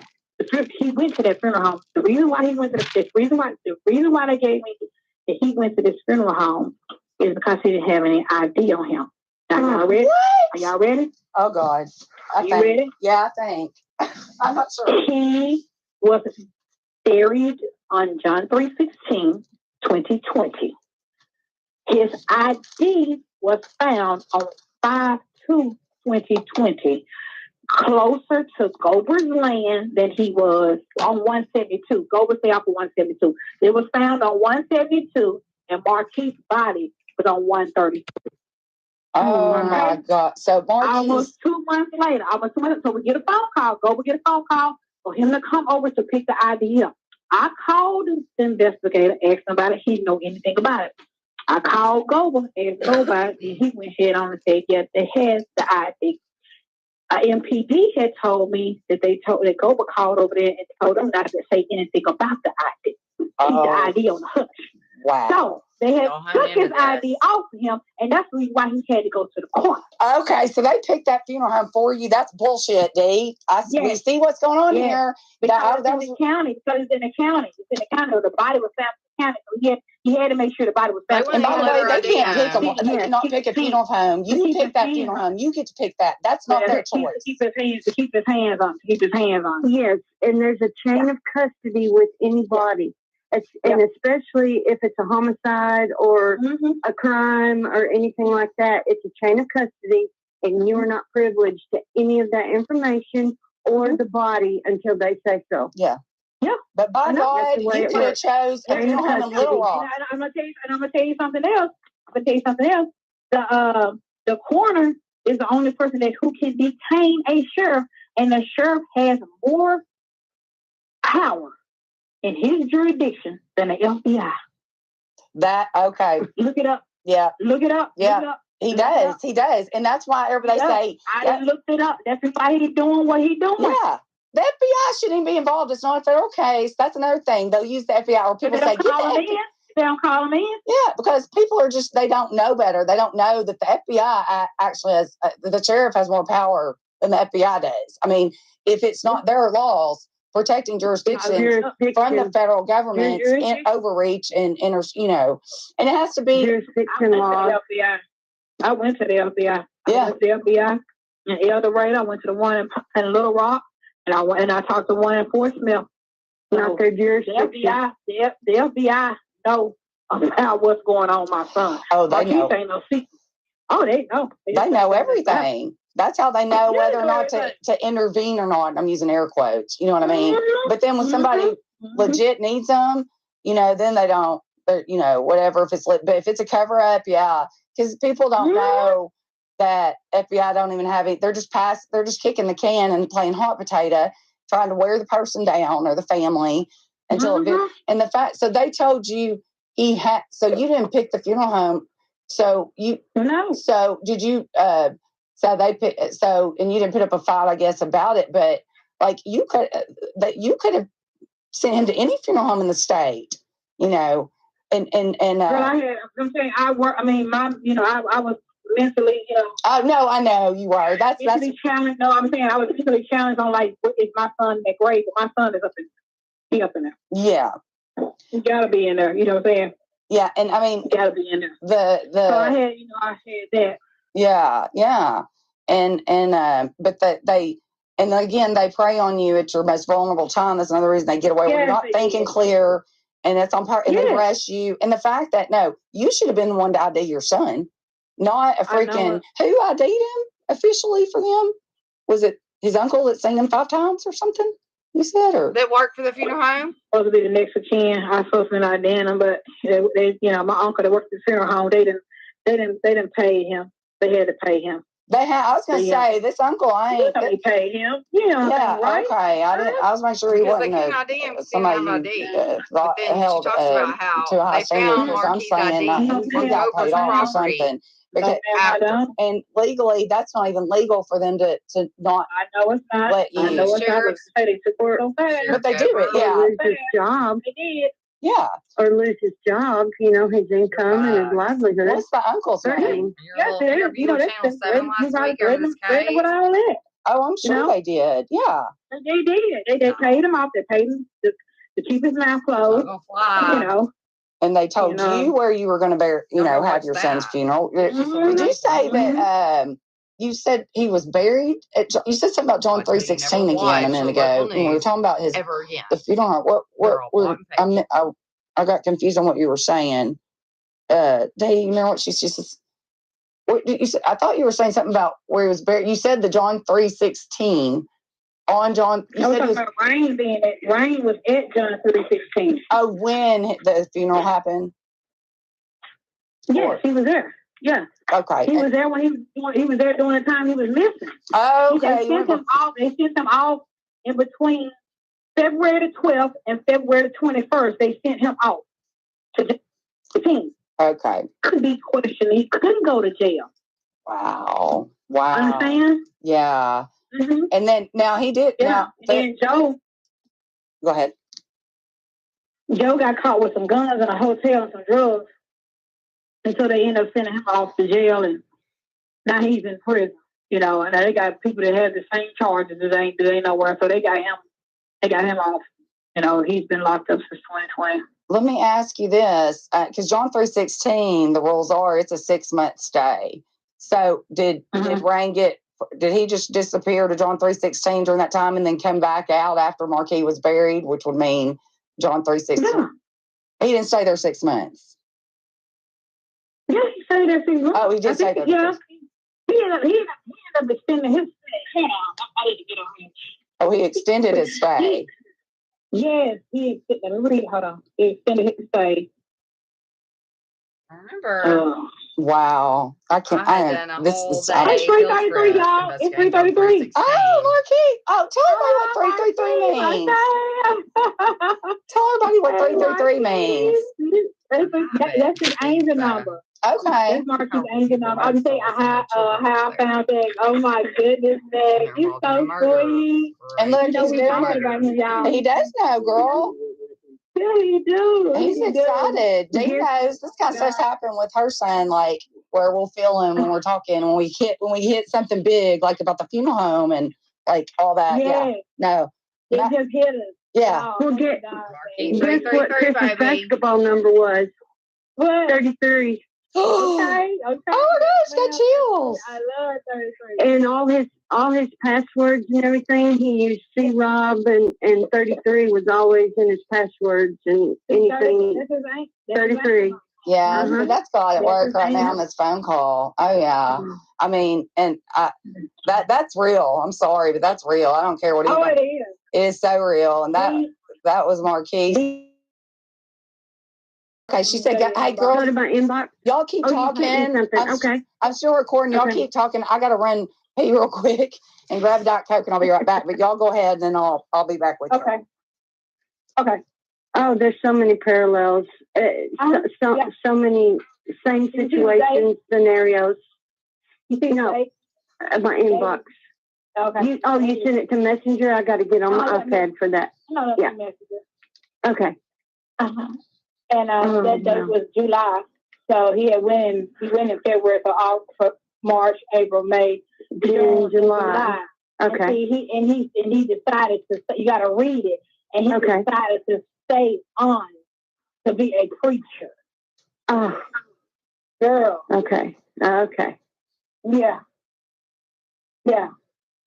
Just read how that man talks about him up there. Okay. John 16. It's sick. Yeah. And here's another thing, Lakeisha. That John 3:16 is like 30, 40 miles from where Chris was killed and where Chris lived. And when Billy and I were having custody issues back when Chris was younger, we were going through divorce. Billy moved to Charlotte in that area. Right. Yeah, and he lived there, and I went to pick Chris up one night, one afternoon for the weekend. We were swapping custody. We had, I had full custody, but I went to pick Chris up, and the place that he was living was run down and junky and nasty, and there were 4 or 5 different guys there and cowboys and just people that, no, my son's not going to be involved in all this. Yeah, and it just happened to be in Cord, Charlotte, where this John 3:16 place is. So we kind of tied that together too, and it's just, it's like, does all this matter? Do we need to think about this? I think it does. We need to think about it. We need to think about it. Yep. It's something, I'm saying. Put everything together. Everything. It matters. Everything has a meaning. We have to, from 2020, when God had a new baby, a new birth come through here, all this stuff that came through here, to open our eyes of 2020 vision. That's right, girl. Spiritual eye. That's right. Our spiritual eye had to open up and see what's going on around us. Yeah. All this dark stuff is going on around us, and people acting different, and people dying. Oh, right and left they are, yeah. I mean, I'm curious how many people have gone missing over or dead since Marquis that might have known something, because I don't know, but I'm gonna tell you, the Lord told me, the Holy Spirit told me, 2020, like around, I guess it was in February, sometime in February, he told me, he said, a whole bunch of people are gonna start dying. And I remember reading Exodus back in 2004 or 2005 when I read the book of Exodus. And I remember telling them that a plague had came up on people, and God went through and he marked the blood on certain people's houses, and didn't have the blood on them. So I had started coming out of Exodus. I told my auntie, I said, it's a whole bunch of people going to start dying. She said, Keisha, why you say that? I said, I don't know.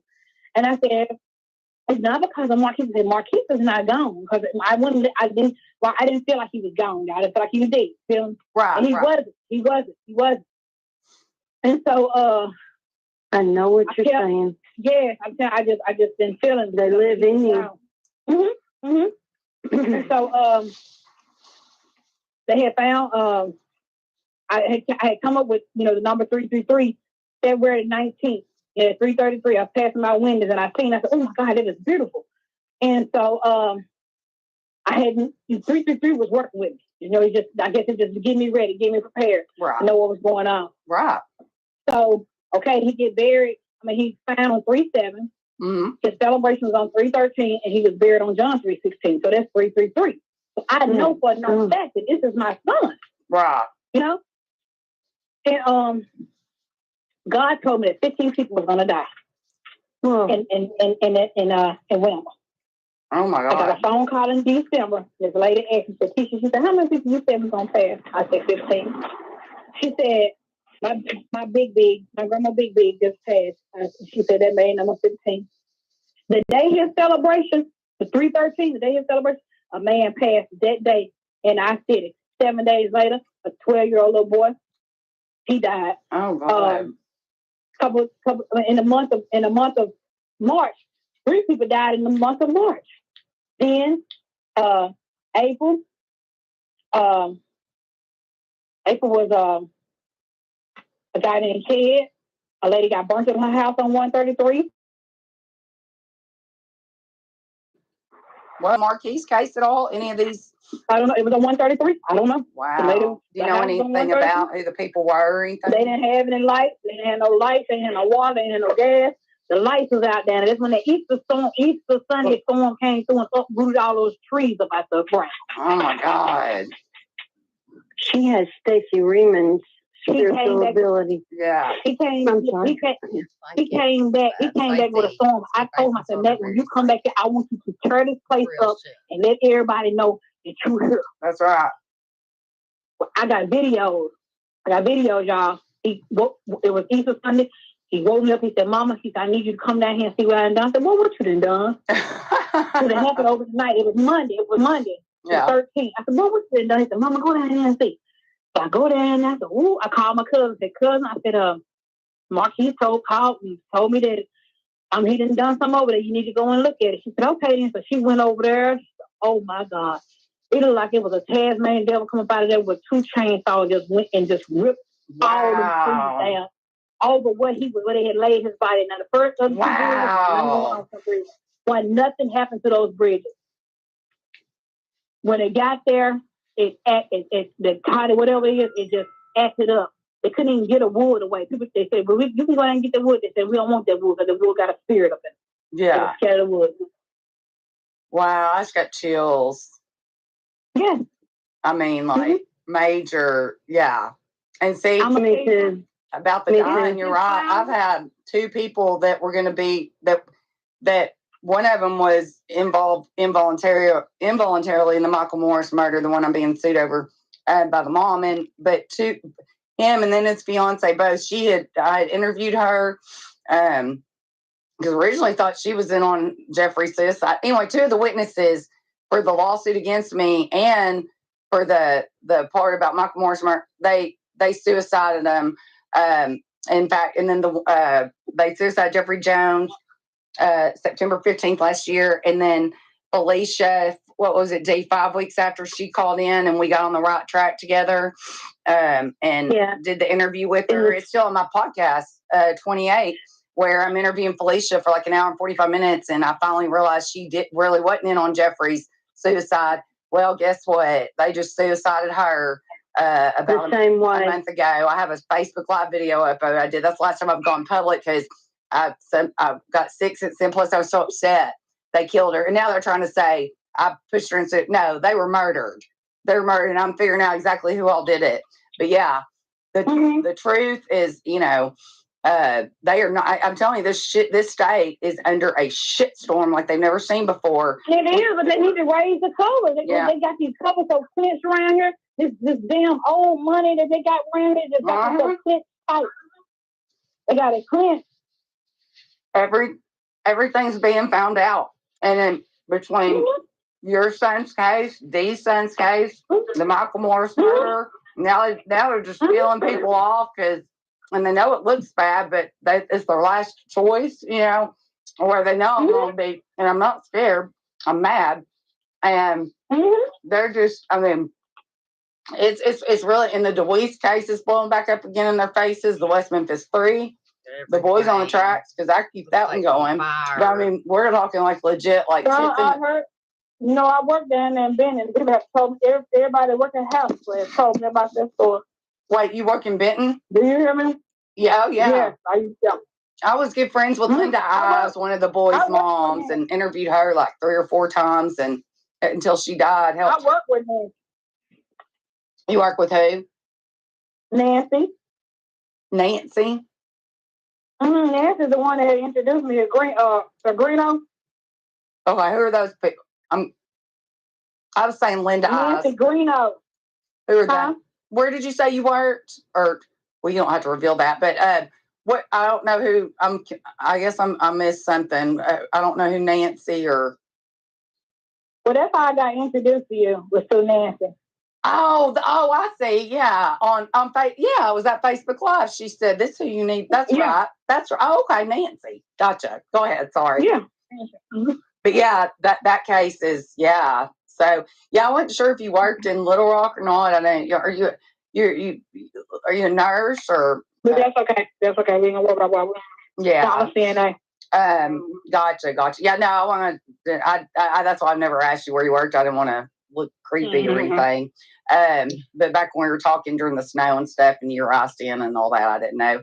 And I could see you wear scrubs and stuff, so I thought I knew you were in the medical field, just didn't know what. But yeah, that's how it was. Nancy that commented on my live, and then and tagged you, I think it was, and then you said, "Oh, I didn't know her. I just inboxed her."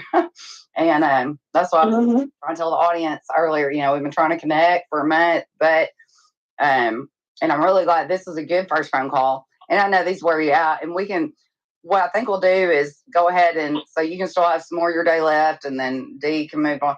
I gotta go somewhere. Yeah, and this will take a series of calls. So, but what we'll do is tonight I'll set up a Justice for Marquis chat group and put me and you and Dee in it, and then we can start exchange whenever you or what, it don't matter, middle of the night, whatever you find something. When we think of something, we put it in there, and then resay, and then we're all So we're all on the same page, and then we'll and then I'll of course start watching these videos, get more informed. So then we'll set up the next phone call, and it'll be even more productive because I'll have more knowledge about it all. So will she. And I'm going to watch them again with new eyes. New eyes, yeah. After talking to Laskisha. Yeah. With more information, and then watch it again and be like, oh, wow. Okay. Yeah. Like it'll just like open up. Like it will. It will. There. Yeah. You're already there. And let me before we hang up, I was just going to ask on the freezer, did it, and I'm going to watch the videos, but I'm just curious for my audience, for the purposes of this call, I'm going to play, and then we can end it. The freezer, do you know what home that he was in a freezer? I mean, or just that he was in a freezer, or? Oh, my God. On the video, it said that he was in a freezer in a red barn on Slaughter's land. Oh. Okay. Slaughter. Gotcha. We can Google it, satellite. Oh, yeah. Okay. Below the sheriff. Well, all right, ladies. It says that it tells you in the video. Okay. Let me dig the video. Okay. I can see you dig. Okay. She can't she can't work on them, Right. The phone. She Right. Let's see. I sent you something there. I sent you some pictures around the cemetery. Oh, okay. And I see you see his flowers is not touching, and you see right across the street a big old tree is thrown over. I got to show you the whole cemetery, but not touched. Okay. I mean, the whole. Oh. Except for his spot. But except for his flowers. There you go. Wow. Ooh, I got chilled. Yeah. Well, Chris is with me on this. Chris is right here with me, talking to y'all. He's right here with me, talking to y'all. Marquis are best friends now, I promise. They're like, oh, yeah. And nobody can stop that. We need to talk about our mamas. All right. Yeah. That's right. Yeah. He right there, because Mama, he knows you was fighting tooth and nail for him, and he know what they was doing to you. You know what I'm saying? He know what they did to you. He knows, yeah. He knows. He knows. Oh, yeah. There's no doubt about it. No doubt about it. And no telling who else they hooked up with behind the scenes helping, But definitely, we're going to get far. Yes, ma'am. Yes, ma'am. Farther than there's more power in numbers. Yeah. It is. Marquis is dragging me, y'all. Do what? He drag me. A lot of days he has to drag me. Like sometimes he'll get on me and drag me and tell me what to do. He'll wake me up and tell me to start. See, Shelly. Chris does. Yes, they tell her. He does me too. He does me too. Yeah. He does me too. And I'm like, leave me alone. Yeah, I get it. Totally get it. He be in my car. Every time I get in my car, he's in my car. So he wants something. When they want something done, they really get you in. Oh, girl. Oh, yeah, and I'll have anxiety until I listen. Yeah, I'll just be beside myself, and then I'll say, okay, I give up. Yeah. And then I'll get it, and then I'll do what, makes me uncomfortable and puts me out of my element. Yeah, like something that you're supposed to be doing, or you just put off or something like you procrastinate. You say, "Mama, go to the library. You know you got to do this," and you know. I mean, he just they would drag us. I know Meg dragged me. Oh, that's a fact. I've seen Chris give a day because I've seen Dee give up on, and she'll say, "I can't do it anymore," and she'll go, and I'll just give her like a week or two, or Chris a week or two to kick her in her ass, and then she'll come back and be like, "I can't quit." I mean, we've been through that. I don't know how many times. Like, I was like, I know you can't. They would have you so zunked out and so worn out and so tired, and you could be wanting to do everything that you're supposed to be doing, but it ain't gonna get done. Wow. You know, because if something get him that block of fear, or block of worry, or block of something to get in front of us, and then we got them staying in our spirit, telling us what to do, and sometimes we don't do it, and they won't stop. Yeah. That's exactly right. And then I feel worse. Yeah, they cry. And then sometimes they'll let you rest for, Chris will let Dave take her break, and then he just come out of nowhere and kick her, and then she pop back up. Come out of nowhere and say, okay. And then he can't even get out the bed half the time. Like sometimes I can't even get out the bed. Like that when I did my live. Yeah. The day of his the day when we found him 2 years ago when he went missing. My head was hurting me so bad, y'all. Like somebody was tapping me in my temple with a hammer. It just hurt me so bad. I was just so sick I couldn't even eat. And ate nothing all day because it was like 1 o'clock before I even put something in my mouth. I just sitting there like, Lord, listen to me. They had 30 more minutes, and I never went to sleep. I never went to sleep because I needed to get up. I couldn't get up, and then finally I got up. And I got up. He let me get up.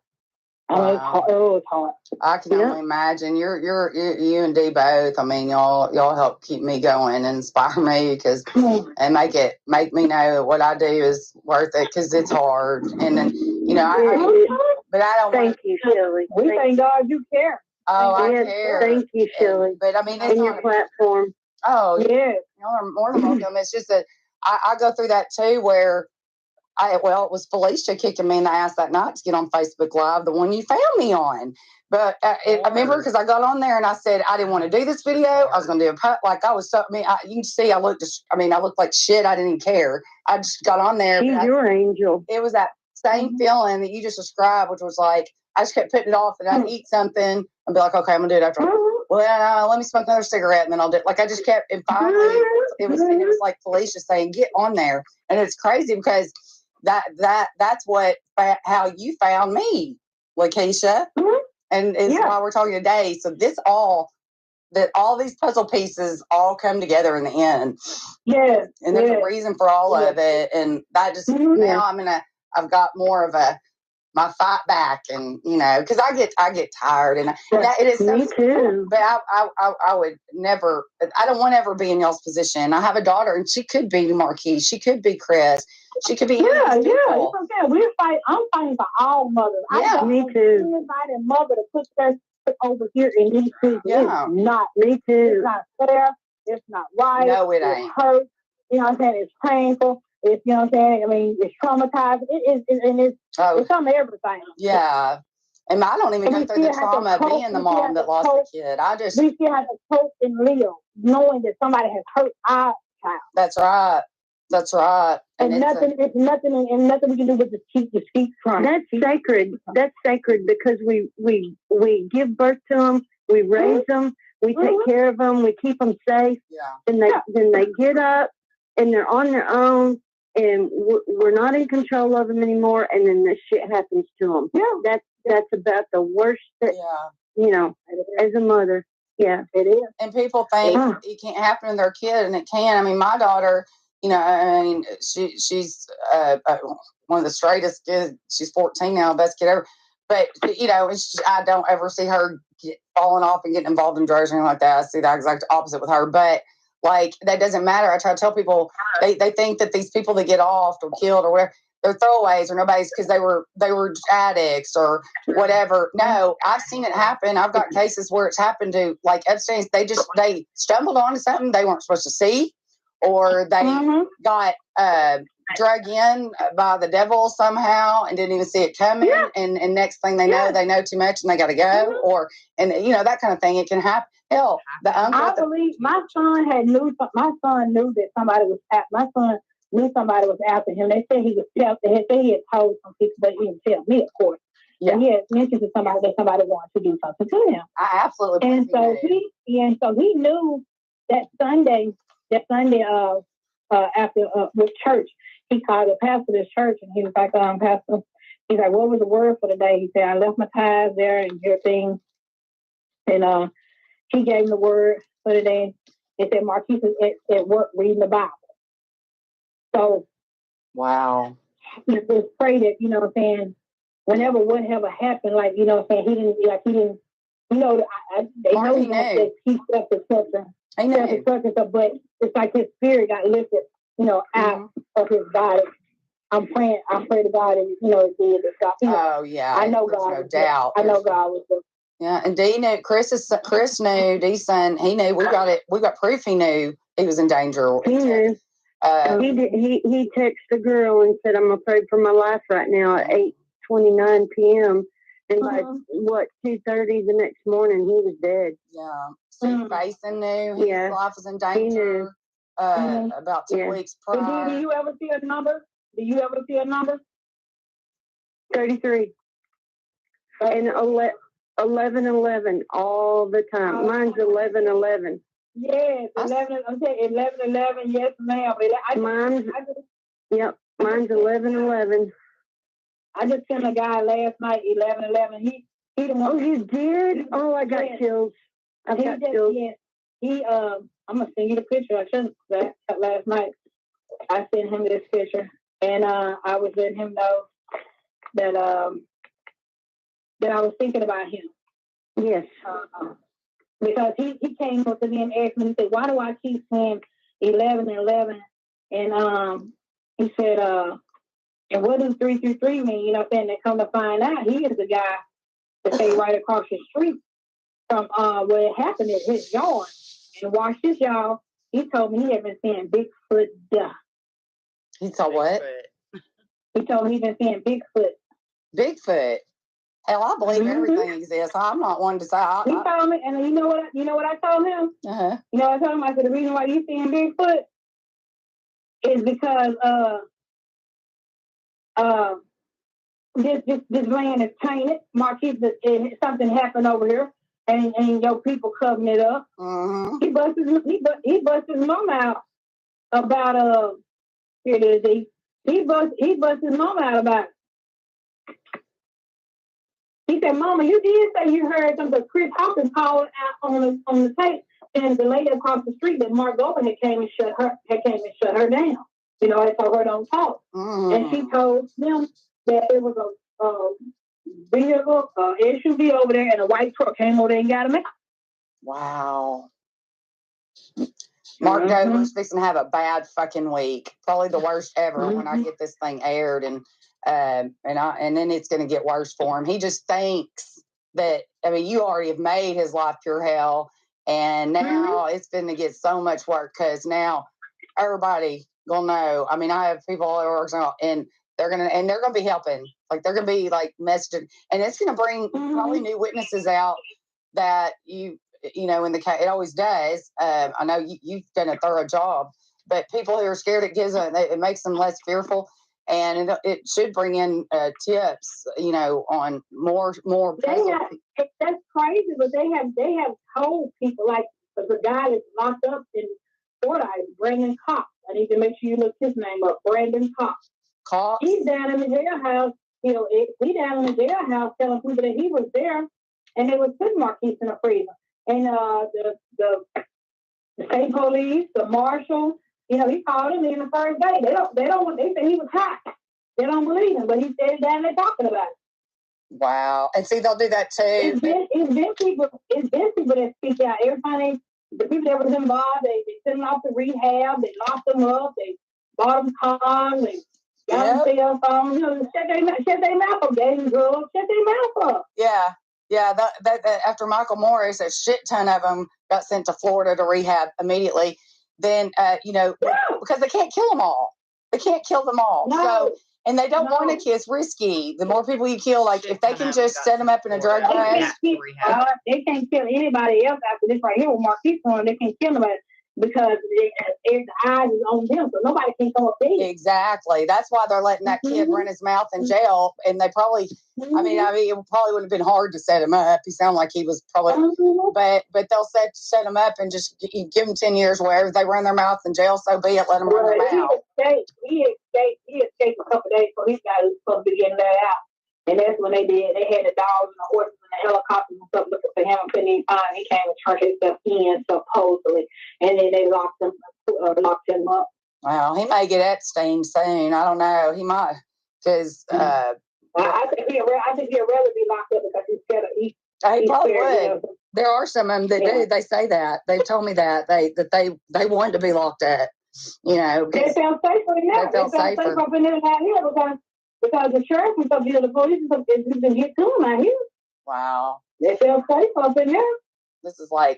This case is going to be so eye-opening to so many people. Yeah, they can get to them like Hunter Britton. Yeah, that's all. Yeah. I went to Hunter funeral and everything. Yeah. I saw on your Facebook. Yeah. Yeah. Sure. Y'all were supporting each other, the families and everything. We support each other, but he was in mainstream, and mine did. And being Trump took his, because his was a slam. I think it was a slam dunk case. Ben Trump don't want to do any work on, trying to, find out what happened to the crime. He just shows up. Yeah, that's what. Yeah, he's not even. They think, he's not doing no work. He got that big name. That's exactly right. That's why I texted you that night.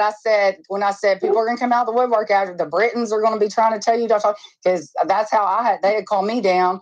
And then it come to find out Jesse's the biggest drug dealer in the state. There's all kinds of things. I don't even waste my time going into it all. But that's why I said be prepared, because they set me up to try to destroy my platform down there. And I damn near did. All my people lived through all that. I mean, I almost had a nervous breakdown. Well, I did have a nervous breakdown. But anyway, the Ben Crump and all that.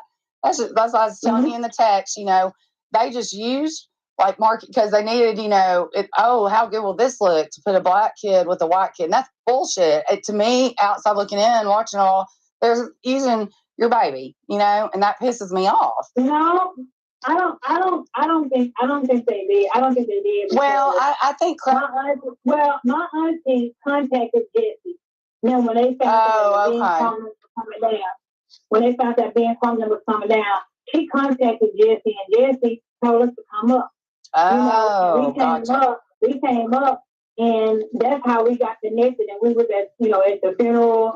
We was at the police station with them. We did a protest together with them. So they did something on the river, and they had a big picture of Marquis up. Yeah, they did. But I was talking about like Crump and Sharpton. They didn't do anything to help you get justice. They didn't do anything. No. That was my point. Yeah, it was like they just used your kid to try to push and get on CNN and not like Crump's not been on CNN anymore. He really likes Slum. I mean, because I thought, well, maybe he really will help. Crump will try to get. Crump didn't help. Al, when his driver rolled the window on me when I was trying to get him my information and stuff, they would not help me. Are you serious? Now being Crump, he had invited me up to Washington, D.C., and I went up to Washington, and they was up there we marched in a voters' rights parade and stuff up there. And it did nothing. And I told him that he better say justice for Marquis, or I was gonna act out. So they went here and he said justice for Marquis, but he still ain't did nothing for Marquis. But he said just, Yeah, that's always, yeah. I mean, he didn't like meet with you and have hours phone calls about your son to try to help. Yeah, and you know, and that's the thing. He knows people. He can get stuff done. You know. Yeah, he knows people. And he got the photo and he has the whole story. He has everything. He has everything that the sheriff has. Yeah. The state trooper has. He has everything. He has all of that. Okay, that's good for everyone to know because everybody. Yeah.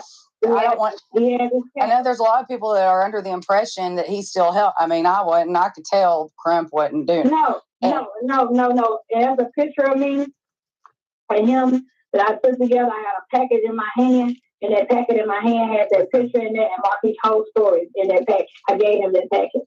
So wow. He knows.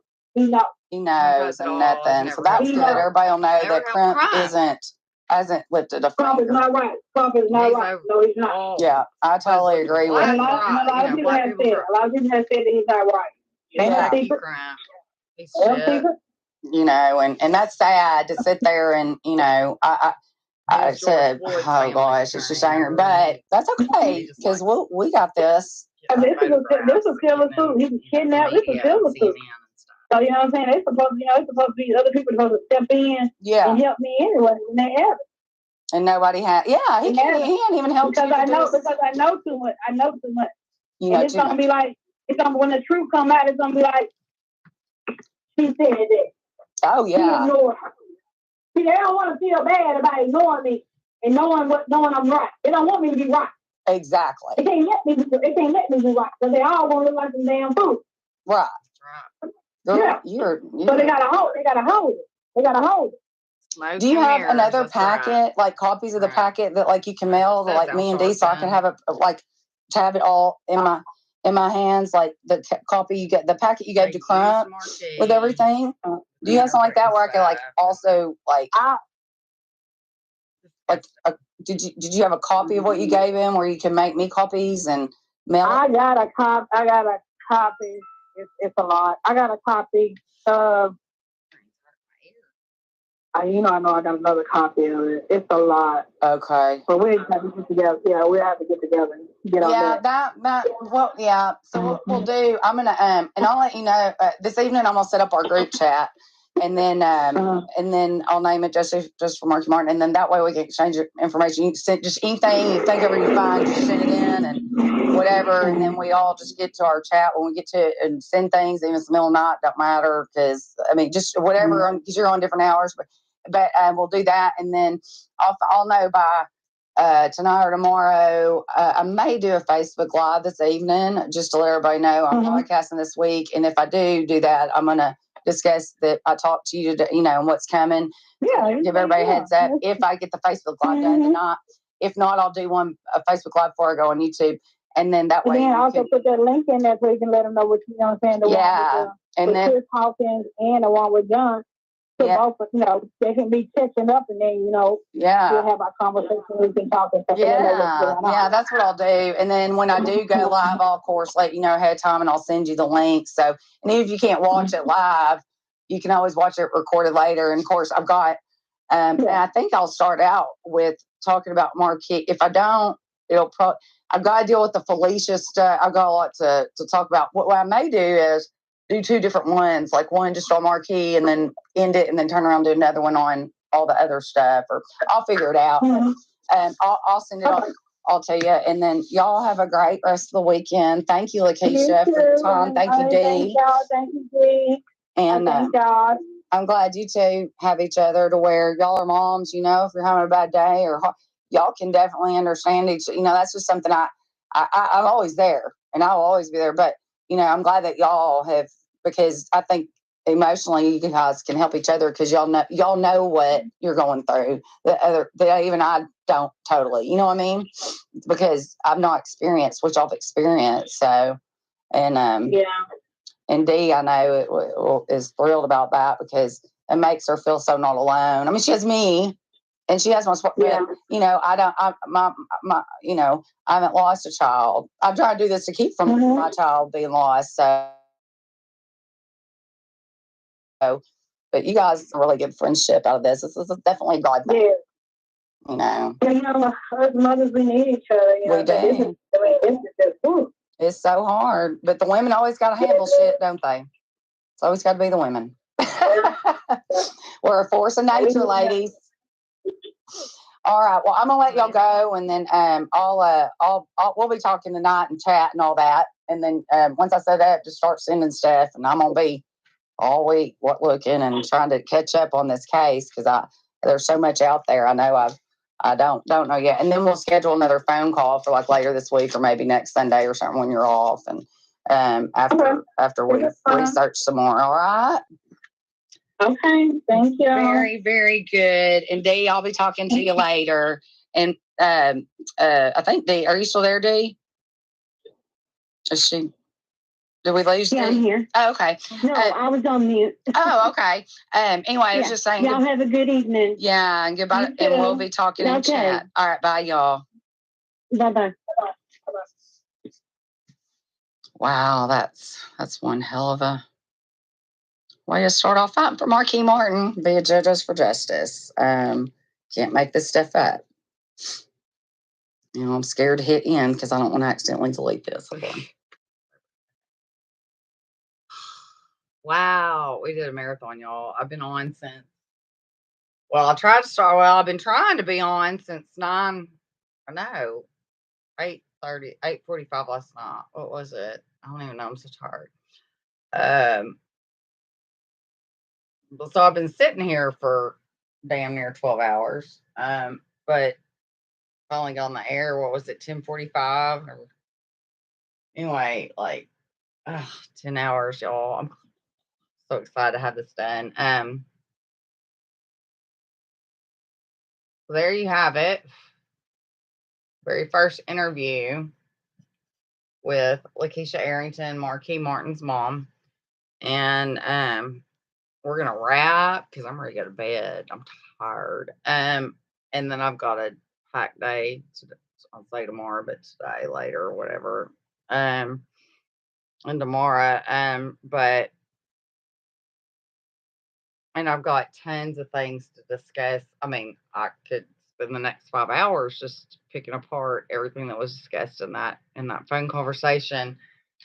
Not to mention all the notes I took for the last 2 nights, staying up, watching things and really picking it apart on Marquis' murder. Brutal.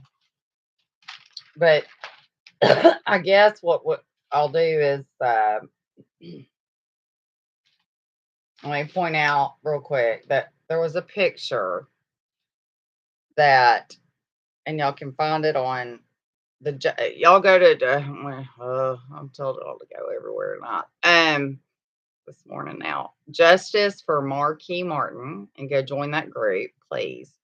It's Marquis, Marquis Martin, Justice for Marquis Martin. Friend Laskisha Arrington, Lakisha, and then Arrington. And you can even, I think her page is set to public, even if you're not friends with her yet. You can go through and she's got videos where she'll do lives for an hour and a half, and she'll just start talking. This gives you a good solid thing to go on to introduce you to this case. There's so many rabbit holes, so much on this case. It's not even funny.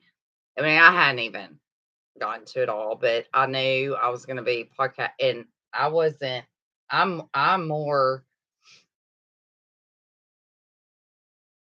on call Sunday with her. I mean, I have oh my God, I'll say last night, not for last now, this morning, but and then not for but I stay up almost all night, Thursday night, Friday, let's say Saturday, so Thursday night, and then Wednesday night, half the night, and just bearing down on this case to try to learn everything I could. And the main things I need everybody to do, because for your homework, well, we talked about Andrew DeWeese. Go to the Grim Truth podcast, watch that. Okay. He did a really good job on this last one. It was Andrew part 2. And again, I was just talked to him this week sometime. I think he had death in his family, but there will be another one. I think I saw him say this coming week or later next week or something. Anyways, Grim Truth podcast, and then so y'all go follow that guy. His name's Steve Stone, and then again, Andrew DeWeese is the one that was on the heels of Steve Bason's murder, and I talked about that. I think in the podcast I did prior to this tonight or this morning. Anyway, and then Chris Hawkins, HAWKINS. I didn't go to his TikTok. I mean, follow him on TikTok. But I went to his YouTube and watched. There's like part 1 through 11 on Marquis Martin. He does an excellent job, because I think they derive from his TikToks, but he carried them over to YouTube. But TikTok only gives you at the max 3 minutes, and he does an excellent job of jam packing everything in and back to back. And you'll see the pictures about "Can I help you, nigga?" Okay, where the sheriff's son, Noah Govar, posted that on a Snapchat, and with the monkey sitting on the couch in the camper, and there's a blanket and there's this opening. Well, I've blown the picture up, and other people were saying the other day on Facebook they can see Marquis' face. And Sheriff Govar has admitted publicly to the news organizations, everything, that yes, his son took that picture. That is fact. I mean, it was fact even if he didn't admit it. He's a lying piece of shit and was in on Marquis' murder along with his sons and a lot of other people. Quentin Thurman, I'm getting to know all these names. But when you if you go watch Chris Hawkins stuff, and you can see Marquis' face. Y'all, this is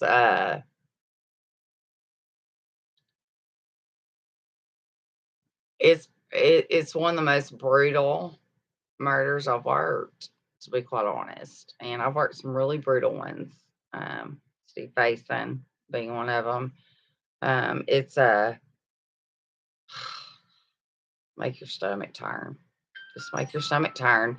And also, she talks about the camper and it was Super Bowl Sunday. There was a bunch of people also in that picture with the monkey and everything I was talking about. There's a glare from people in the background and the window, like you can see faces. And she was talking about, you see a girl with a baby. I think she said that was Rain Govar's baby mama or wife or whatever, looking all scared and shit. Like you can see these faces. There's so much in this one picture that the sheriff absolutely says and has admitted to, because he knows he can't. It was on Noah's Snapchat. I mean, we have the original Snapchat. Noah Govar. I mean, there was no denying it. So the sheriff admitted, yeah, his son took it. And don't forget the ID, where they said, no, you can't, that he didn't have ID. And so he was like great uncle, great uncle, or whatever, Marquis. She said probably seen Marquis 5 times in his whole life, if that. Worked at the funeral home that they said he had to go to, and that's not legal. That's not, no. She could have sent him to a funeral home up here in Mountain View if she wanted. It's her kid, right? But no, they chose and the uncle's the one who ID'd him. This only seemed like 5 times, like, because they said that he didn't have an ID on him. At what point have we ever heard of a mother or father not being the one to ID their child? Okay. When things are on the up and up, they make them. Even they don't want to see their kid, if they're in a car wreck or whatever, they make them if they need them ID'd. Been holding on. It's a cover up, like this is, and it's a big one. And she talks about, the other guy Harmon, who his skeletal remains were just found, and I have to say, because murder wasn't connected to Marquis. They always all are. So Marcella, Drew County, you've made it to the JoJo's. Sheriff Govar, welcome to hell, meaning my podcast. We're just getting started to out you with the truth. They don't threaten anyone. I don't threaten people. Well, I threaten them with the truth. I'm going to tell the truth, right? And so Sheriff Govar, he's going to have a bad. I'm sure he already knows. I've already seen where some people subscribe to my channel that I already found last night in the middle of the night that were connected to him. So anyways, lots to y'all. We got a big year. We got a lot of justice to get served. And I have a court date next month, March 15th, on Amy Jo stuff where she countersued me. It's the Cynthia Medlock, Michael Morris's mom, the original lawsuit from her, the $850,000 one. But then, Amy Jo turned around and countersued me after she supposedly tried to commit suicide and all that. People that are familiar with us, my ex co-host, that's a Lifetime movie in and of itself. But anyway, so I will be there with bells on. She's trying to get out of the lawsuit because she was never a JoJo. So got a lot going on. And some family, personal stuff that's I'm dealing with, and then my sister's divorce that I'm working for her, and all these cases. So, but unless some crazy shit happens back to back to back, like it just did in the last 5 weeks, you guys will not go another 5 weeks without, or y'all won't go another week without seeing me. Okay. I feel like I'm back and, get back on track. I've been working my tail off behind the scenes the whole time, even when I was sick. And just to let everybody know before I close out, once again, I know my supporters, to my haters, I don't just get on here and talk shit for 7 or 8 hours or 9 hours tonight. If where do you think I get it? I bust my ass. 95% of what I do, you will never see. Okay. I don't just pop on here and swindle people out of money and prey on victims, families. I mean, this is so stupid. I think it's very clear my dedication to all this. Just go dig into Marquis Martin, and dig into Andrew DeWeese on the Grim Truth, and get to know those cases. There's again, I've had stuff on Andrew for a long time, but no, I've had stuff on so many people and so many things for over 2 years now. I'm still sitting on, right? I don't report everything. It's just with Andrew, I never could get anything to kind of come together. But with this guy taking the lead and doing it, hell yeah, I can tell why, because I know the stuff I do know, I'm confident in. Okay. It's called good law enforcement officers, and that's plural, that have informed me on Andrew. And then I talked about my experience with when we had the call with his grandmother, and then the FBI intervened. Anyway. All right, guys. I think that'll do it. What is this Be Your Life? Is that, hey, Angela. Seems like, I don't know. It's probably whatever. I'm going to go to bed. I'm tired. Love you all. Anybody that missed the first podcast, definitely go back and watch it. And then watch this one if you didn't get it all. And I think that's everything on And then on YouTube, like I said, go to Chris Hawkins and watch them on YouTube, but then also all the Marquis stuff. And then also you can just put Marquis Martin in and you'll see all the news, like the 2-minute news things or whatever. Watch all that. You'll see Sheriff Govar just as recent as a week ago, Thursday, I think it was. He was on Channel 7 News. Laskisha was on Channel 7 News. And Govar is just saying the same thing he said in all of his other clippings, This Facebook investigative thing is hurting the case my ass. Lakeisha's right. And she knows. And lots of people know. And now more people are gonna know. Because JoJo's for Justice is on the case. All right, guys. I love you. I'll see y'all. I'm not sure when, but for sure by next weekend. I'm hoping by the middle of the week, though. I got a lot more to report. I got notes and notes on just Marquis alone. With that, I'm Shelly Jo. My daughter's my Jo. She is the reason I fought. And we're the JoJo's for Justice. Oh, website, jojosforjustice.org. You can help financially. I promise I'm a good steward of your money. And with that, good night, y'all.